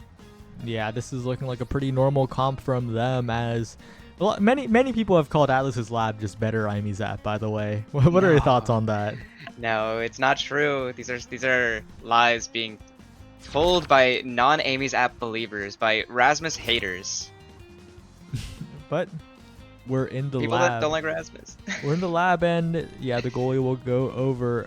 Real question is what Toasty Local will pick, because they could play the Dubu, right? But will they?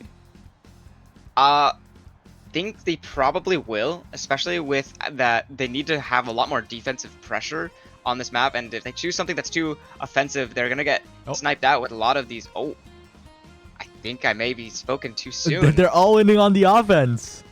I guess my choice was wrong. We will see if they should have listened to me, or should they have just done their own egoist strategy of going all offense here, as we're seeing Toasty Local on a eject button IME goalie with a rapid fire start going from everyone except Scyther 12 taking aerials.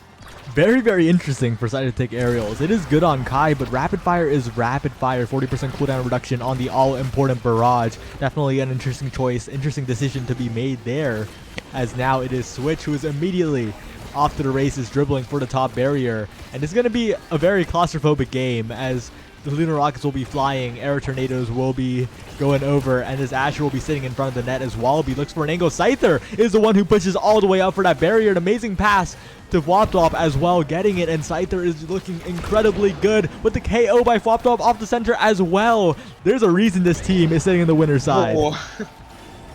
Then another KO coming out from Hamster to make it even. They still don't have a barrier down. Toasty Local's pushing up all the way with Port Flip. Quite unfortunately misses it now, as we see here. Just to eject back as the Hamster's going to get the ball again. Back to Switch, who's not able to quite get it through, but this time around he is on the second volley, and now Hamster is going to be able to win that strike war on Scyther 12 to get it in for the first goal of this game. Really, really well played offense there, immediately capitalizing on a slight misstep by Scyther, picking up the clear, sending it back, repeating the offense. And Quest Esports takes first blood in this grand finals, but Wallaby Gangsta is lurking on the bottom side. Was pretty quiet that last point, was chunked down by the Aimi turrets, taking too much damage, and once again is the one taking a ton of damage here, trying to KO Toasty Local, but will be the one taken out instead. Cooldowns are burned on the side of Quest though. They'll have to be a little bit careful with this Asher, as Scyther might have room to run forward a little bit, tries to Giga Blast, ends up damaging Hamster, but that's about it. As the Air Tornado managed to snipe the barrier out, and Scyther has Flip. Definitely a strong thing as we're seeing here. One thing I wanted to talk about if I get that chance here, but maybe Flopdrop won't let me as he's able to dribble it on them, but he's able to get the pass to Wallaby Gangster, but now Wallaby Gangster able to pass back to him, which is so close to get that goal barrier, but it's not quite enough as we're going to see the Luna Nuke come and take all that HP away from Flop. Maybe he was putting on too much pressure. Now as Toasty Local has Core Flip, Switch trying to push it through with the help of the Aimi turret, and now that Path Splitter is going to be what it's needed to push it through. The Luna Missile almost just enough to snipe it through, but it's not enough. Now with it coming back to Wallaby Gangster, dash punching it through when Toasty Local misses that Core Flip. It's able to get that 1-1 on both sides. Really, really good play by Wallaby. Knows Juliet like the back of his hand, knows how to play against the enemy goalie so well. Dribbles it around the core flip of Toasty. That's the second time Toasty's flip has been baited out by a member of We Pass Sometimes, and this roster is made up of players that have been pretty underrated at various times, right? Some solo queue players who have not been given the respect they deserve, and right now they're on the field looking to take this victory over Quest Esports, a statement game, get banned from Arcadian with this win. But right now, Wallaby almost getting taken out. Heals up though, is unstaggered, and now in front of the net, gets the barrier with the help of the entire team. And once again, We Pass Sometimes. The offense is just so strong. Definitely a strong offense, hard to beat, but it does seem that this team also has a lot of offensive power as we're seeing the Amy goalie trying to put that pressure on. It's going to help here with the help of the Black Hole Switch now coming in, trying to get the barrier, but it's not enough as Floptop's able to help get it out with Scyther now as they're trying to get this forward pressure on with Wallaby Gangster taking a lot of damage, staying in front of their goalie now. Hamster Quest definitely trying to KO him, but the Tornado is going to take out Toasty on an unfortunate mishap for that second point.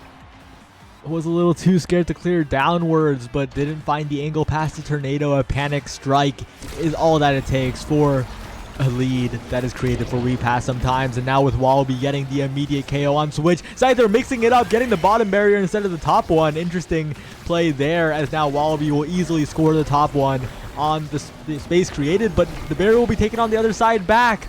And now all barriers are open. Both these teams looking a bit glass cannony for the moment, but Wallaby Gangsta looking more cannon than glass. Absolutely just cracks Hamster Quest, and now Scyther has Flip. Yeah, Scyther having Flip coming into the net, which is so worth. He's able to get such a nice core flip shot to the bottom corner for that first set. It seems that extra speed boost from that aerial is going to be helping him push up that far with that blazing pace to score that one in. And now we get another round of interesting choices for the Kai. There are so many options here, but maybe we'll take the Twin Drive to deny the Aimi, or play for himself with that stacks on stacks. Even while nerfed, it is still speed. And now the Deadeye does fall. Deadeye does fall to the Luna, but it just feels like everyone's just taking their strongest awakening right now. No one's going for really just like a denial pick, as Bokup is still plenty strong on the Asher. Especially if Asher is going to be able to grab something like Tempo Swing in order to transition that to even more forward pressure. And if they're able to get like Reverb on top of that with its newly buffed Awakened form, it's going to be very strong. As we're seeing here, the Luna Nuke is going to be evaded, but Switch here on that Path Splitter, on that damage, all of it on Flopdrop, but Scyther now pushing up, pretending he's a forward with rotating coming out from Flopdrop, goalieing over here, and it seems like he's doing a great job as he's able to hold both barriers. Now with Scyther back in, more defensive pressure is going to be enough to get it through as Wallaby Gangster is able to score that goal. Wallaby with the patience, and Scyther with the forward magic, just absolutely taking over this game. And Scyther doesn't even have a eject button, is doing that with speed alone, running back and forth, calling for Flopdrop or Wallaby to cover the goal as necessary. Just incredibly good rotations coming out from We Pass Sometimes. Yeah, definitely a lot of good passing plays. I mean, it's definitely strange to see with that name, but I guess it's proven. It is sometimes. Yeah, and we don't know how often that sometimes is, because sometimes could be every time, as once again the bottom barrier is taken, but at the cost of Flop dribbling all the way up. The crossfire from Walby as well. The coordination from We Pass Sometimes might just end it so quickly. Yeah, definitely a different game than what was expected, but definitely a welcome one, as we're seeing both teams are playing pretty well here. A lot of offensive pressure. And as we're going to be seeing here, that Black Hole's going to be exploded, but Scyther with the core flip's going to be blocked by Hamster Quest now. It's Flop able to snipe and get that first top barrier now, as they are looking to get it to Wallaby for that second barrier, but Switch is able to intercept, almost able to get the second barrier, and he will be able to get it. Third time's the charm, as they say, with the core flip, but it's blocked out by the Era Tornado. Very small one, but it's just enough now. It's Flop having core flip, trying to get the forward pressure on. As the core flip comes out, stopped by Hamster Quest again. Seems to be an expert at dodging or blocking these core flips now, but it's not enough because Swapdog's able to get the barrier down where they're fighting over there, taking Wallaby Gangster out of the match. Scyther pushing up, trying to get it through with that Giga Blast now, with the Amy Tornado being outmatched by the Era Tornado. Oh my god, did I say the Amy Tornado? That's what I meant to say. Yeah, but right now the passing plays are starting up once again, and the issue is, while they're so focused on the KO, while Quest Esports is tunnel visioned, so much space opens up for the offense of We Pass Sometimes to play, as Scyther just barrages that away. But the follow from Hamster Quest in overtime, right when it ticks over, the Rocket sends it at Mach speed, and that is a point on the board for Quest Esports. Definitely always a good point to get, especially right here. It's always a good turning spot, as they're 2-0, but now they're 2-1. If they're able to turn this around, it usually looks good for morale, especially with that awakening. They might be able to get more damage, either that tempo swing onto Asher, or maybe something like Deadeye or Spec Training, or they already have Deadeye, so Spec Training on that Luna might be really helpful. Yeah, the extra special also such a good pick for basically everyone in this game, but right now it looks like We Pass Sometimes looking to be that first pick yet again to make this over in 3 sets, as Wallaby gets in there, flips just for the hit stun, just to disrupt space, trying to get a strike in, and finally we'll get the pass from Flop, this time unable to be interrupted, and once again they take the set win. Set 2, definitely a lot of awakenings that can come into play here, but it's not over, as we are going to be seeing here stuff like Stagger Swagger, Prime Time, and Prize Fighter. Definitely strong awakenings to see, but Kai obviously going to be taking that Prime Time here, as it's best in slot for him now. Luna may be capable of taking something like Prize Fighter, or no Stagger Swagger, trying to stay alive, or I guess deny the Stagger Swagger would be the better way to put it. Yeah, but at the Timeless Creator does fall all the way to Toasty Local's Aimi. Maybe a bit of a ray of hope with that Stagger Swagger deny and that Prize Fighter take from the Asher. This could be the start of something for Quest if they get the KOs rolling, but the issue is, can they?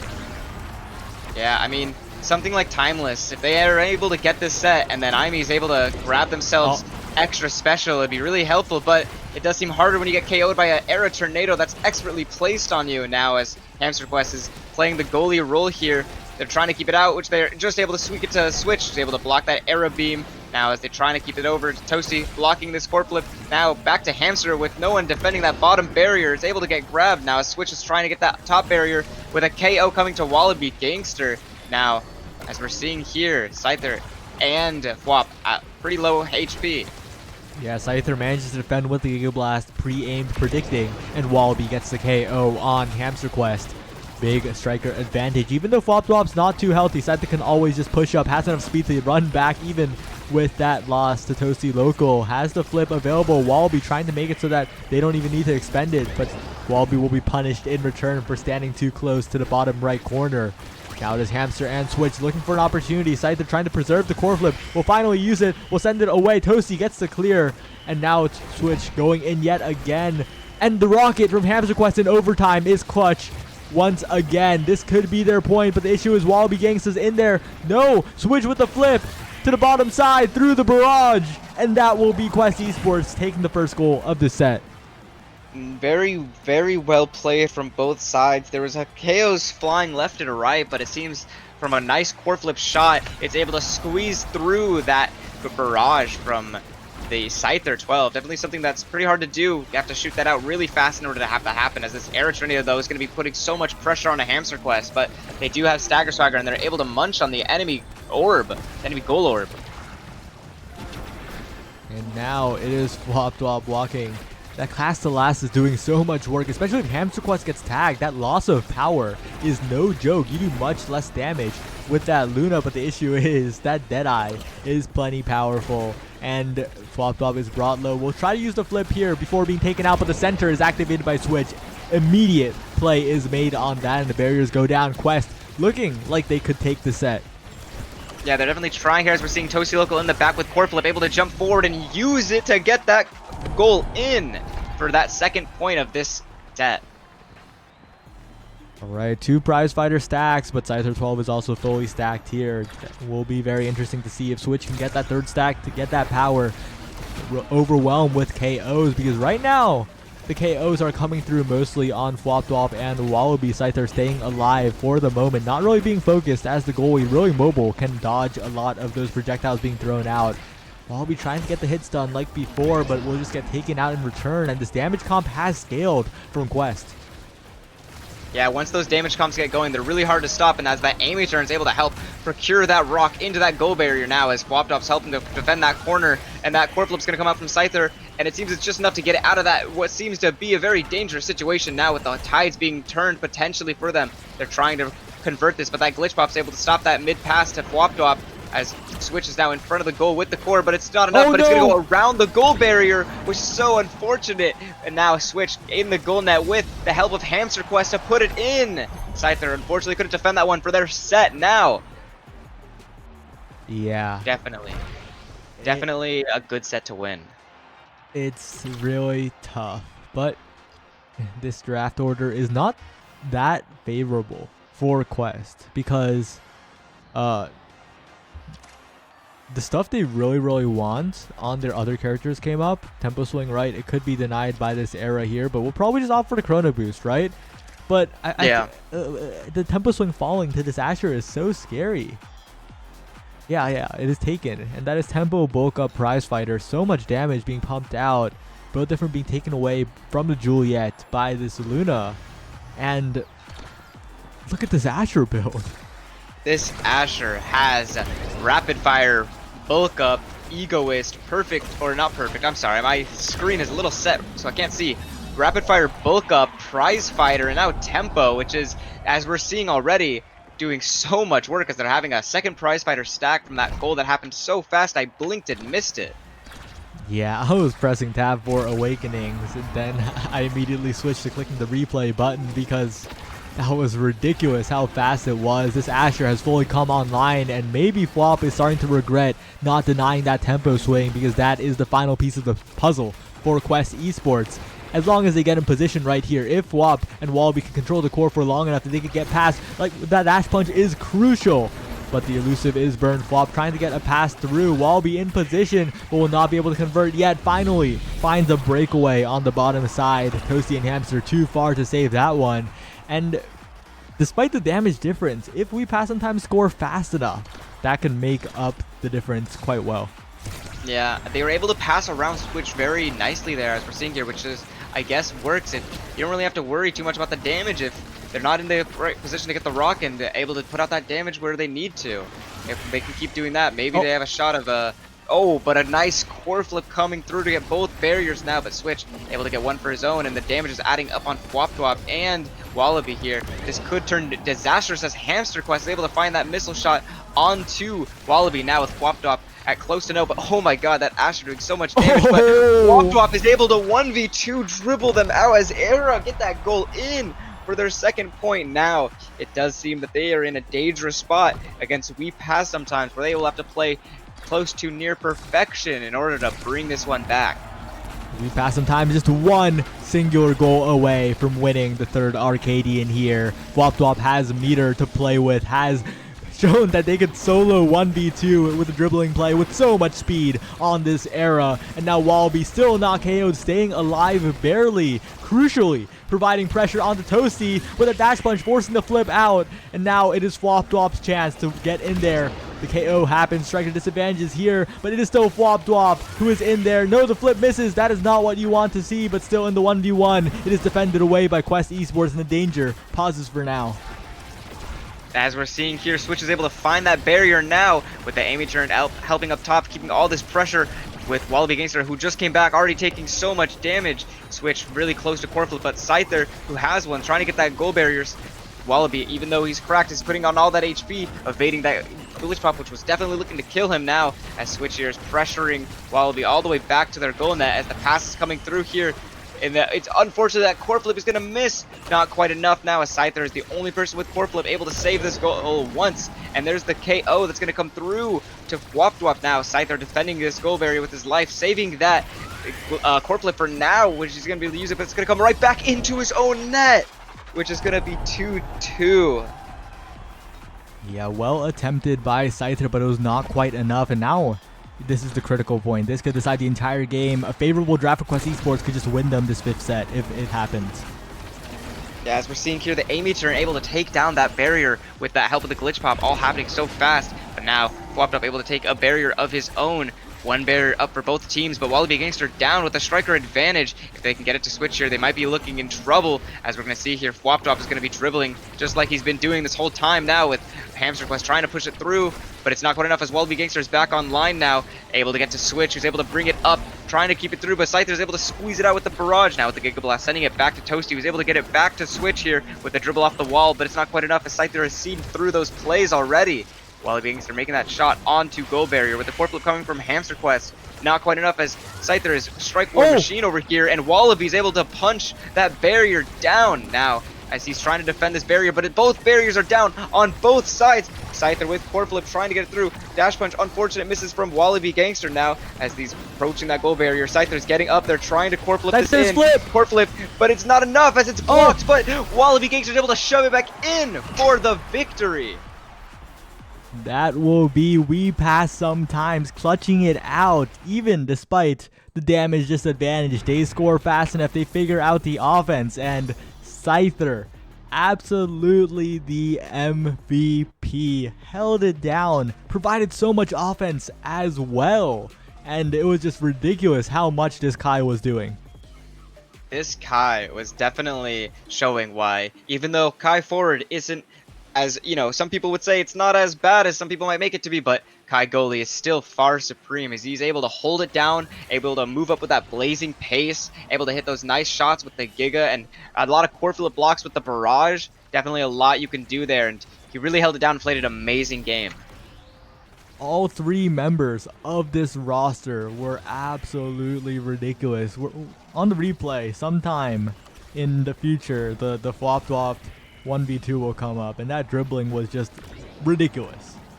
That was insane. It was quite the play. I mean, honestly, at that point in time, I'm pretty sure nobody was thinking that he was going to solo score right there, especially with the striker advantage for the other team, but he was able to pull it through. Honestly, it's something that only a really good and really pro player would be able to do that. Yeah, oh, here it is. We're just calm and collected, sending around everyone. But it still went down to the 5th point in that set. And in the end, it was the offense. It was Scyther pushing up, creating a situation. Wallaby there for the follow-up. And yeah, we pass sometimes. They pass quite a lot. It seems that against a good team like this, Quest Esports, they were having to pass more. But I guess it technically is still we pass sometimes because they did pass sometimes. All right. You're going to have to do a little bit more chatting while I try to wrangle them for an interview.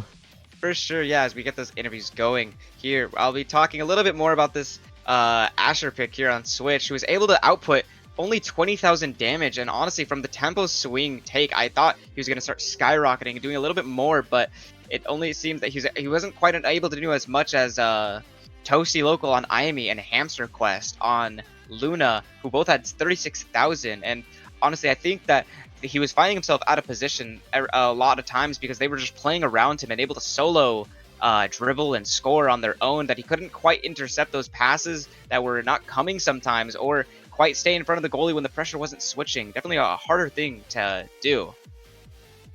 Oh, and it looks like we have Wallaby and Flop. Maybe not Scyther. Hello. Congratulations on winning the 3rd Arcadian. Hello. Thank you. I was brutal. I was getting hurt a lot. Yeah, they really just targeted you down, but This tournament run was ridiculous. 9-0 through the entire thing, and you also played like basically every top cut team, right? Yeah, I think we literally played our 6 games from ladder was 6 of the top 8. Yeah, I do believe it was. I think that's all we played was the top 8 teams. Absolutely dominant performance, and Wop, you've generated yet another clippable moment. That 1v2, the dribbling around everyone. That was just ridiculous, but Alter, do you have anything you want to say? Anything you want to ask? Honestly, what was going through your head when you're making that dribble play, Fwop?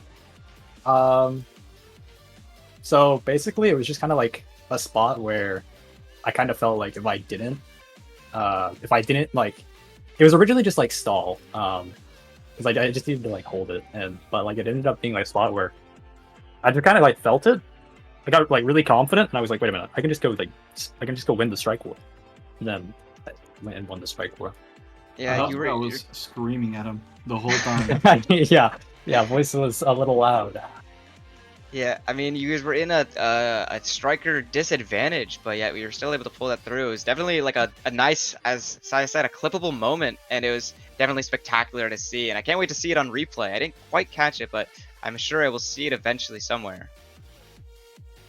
Well, Yeah, I think I'll definitely go back and I'll clip it, but it was that's the highlight of my night. Low-key, nothing else really competes to that. Not the victory you guys just got on Arcadian number 3. Oh, I mean, like, yeah, that's pretty up, but like, I care about the clips. I've always cared about the clips. He has an ego. You know? It's just be like that. It's okay, wait, but it's not like, no, I have an ego. I did have an ego. Well, I mean, it takes a big ego to make a big play like that. And Wallaby, what were you thinking during that game when you were kind of being used as a punching bag for a little bit of it? Yo, that sucked. But it was fine in the end, because honestly, I was just doing comms for Scyther, and who was crazy, by the way. That guy is disgusting. Scyther is disgusting. I just want to make sure that's very clear and everybody understands this because he's ridiculous. Anyways, honestly, it hurt, but at the end of the day, like, we went era in order to kind of have that supporting cast behind, and it allowed Fwop to sort of have the space. If the damage goes onto me, I can try to do my best to play League of Legends, and Fwop and Scyther behind me can just do what they need to do in order to, you know, get barriers, get me into good positions to be able to do any type of scoring that I can. I don't even think I scored that many goals, but literally, like, that's pretty much all it was. I just was like, don't die, don't die, don't die, especially not off kickoff, because I did that a few times. Yeah, I mean, there was a lot of damage that was coming through on this team. They had 2 players with 36,000 and 1 player with 20,000, so lots of damage. I mean, I wish Scyther was here, because he really was holding it down for a lot of these plays. He's looking absolutely incredible on that Kai goalie. Yeah, I think Scyther like really held it down in a lot of the games. He just like performed out of his mind tonight. Like he always performs, and like I was a little worried that he might just be like a solo queue demon and doesn't work too well. But like no, he worked pretty well with us. I think like it was kind of a surprise. He's crazy. Because like Yeah. I think everybody knows him as that solo queue demon, but I don't think he plays much in tourneys. I mean, I was seeing a lot of rotations where he was able to push up and able to like use core flip or just use barrage to able to push it through, and it was really good to see. Was that like coordinated, or was he just doing that himself? No, yeah, because he definitely seemed really well coordinated when he was able to do that. Like I saw you guys rotate back, and then he would rotate forward, and it was really good to see. That those rotation plays are definitely what can win a lot of games or encounters. Yeah, we were very fortunate because normally it takes a lot of scrims and practice to work on that, but I mean, he would move up at really, really good times for us to have that back rotation. Whenever he would move up, we would just calm accordingly to make sure whoever needed to rotate, rotated. And it helps whenever I'm taking a ton of damage because it opens that space up for him to rotate as well. So, works out. Yeah, the abilities flying at your direction. It's definitely harder to keep track of the Kai zooming forward with that blazing pace. Sai, do you have anything else to ask or say? I think we'll start to wrap it. I will say though, Scyther better be on a very, very good team for the letter tournament, because we all know the letter S has like 20 million players. So Scyther better be on a good one. But I can agree with that. with that note, while we flop, anything you want to say before we close? Because the plan to make the tournament run on time actually worked, and we are on schedule, and I'd like to end on schedule. Yo, get Scyther his emotes. He didn't get them from the last second place he got. We need those emotes on Scyther's account ASAP. He deserves it. The flop is crazy too. It's either a team, lucky. Yeah, no kidding. Somebody teamed this man. Demon. Yeah, other than that, I'm good. All right, Alter, anything you want to say before we close? All I gotta say is I'm looking forward to that Arcadian number 4. That's true. It is happening in 2 weeks after all, and with this current roster band, will Arcadian number 4 be the one that Quest Esports takes? Because so far, they've been jump scared by just like new pickup rosters that just come out of nowhere and take them out. Yeah, quite honestly, quite unfortunate. But I mean, hey, that's just how the game works. New players pop up out of nowhere and will take you out, especially those solo queue demons who want a taste of that tournament lifestyle. All right, but thank you everyone for participating. Thank you for watching, and that will be it from us. That has been the third Arcadian Starcade Monday tournament. There's plenty of Omega Strikers action, just prime time. Sign up for prime time tomorrow, and yeah, that's about it. See ya.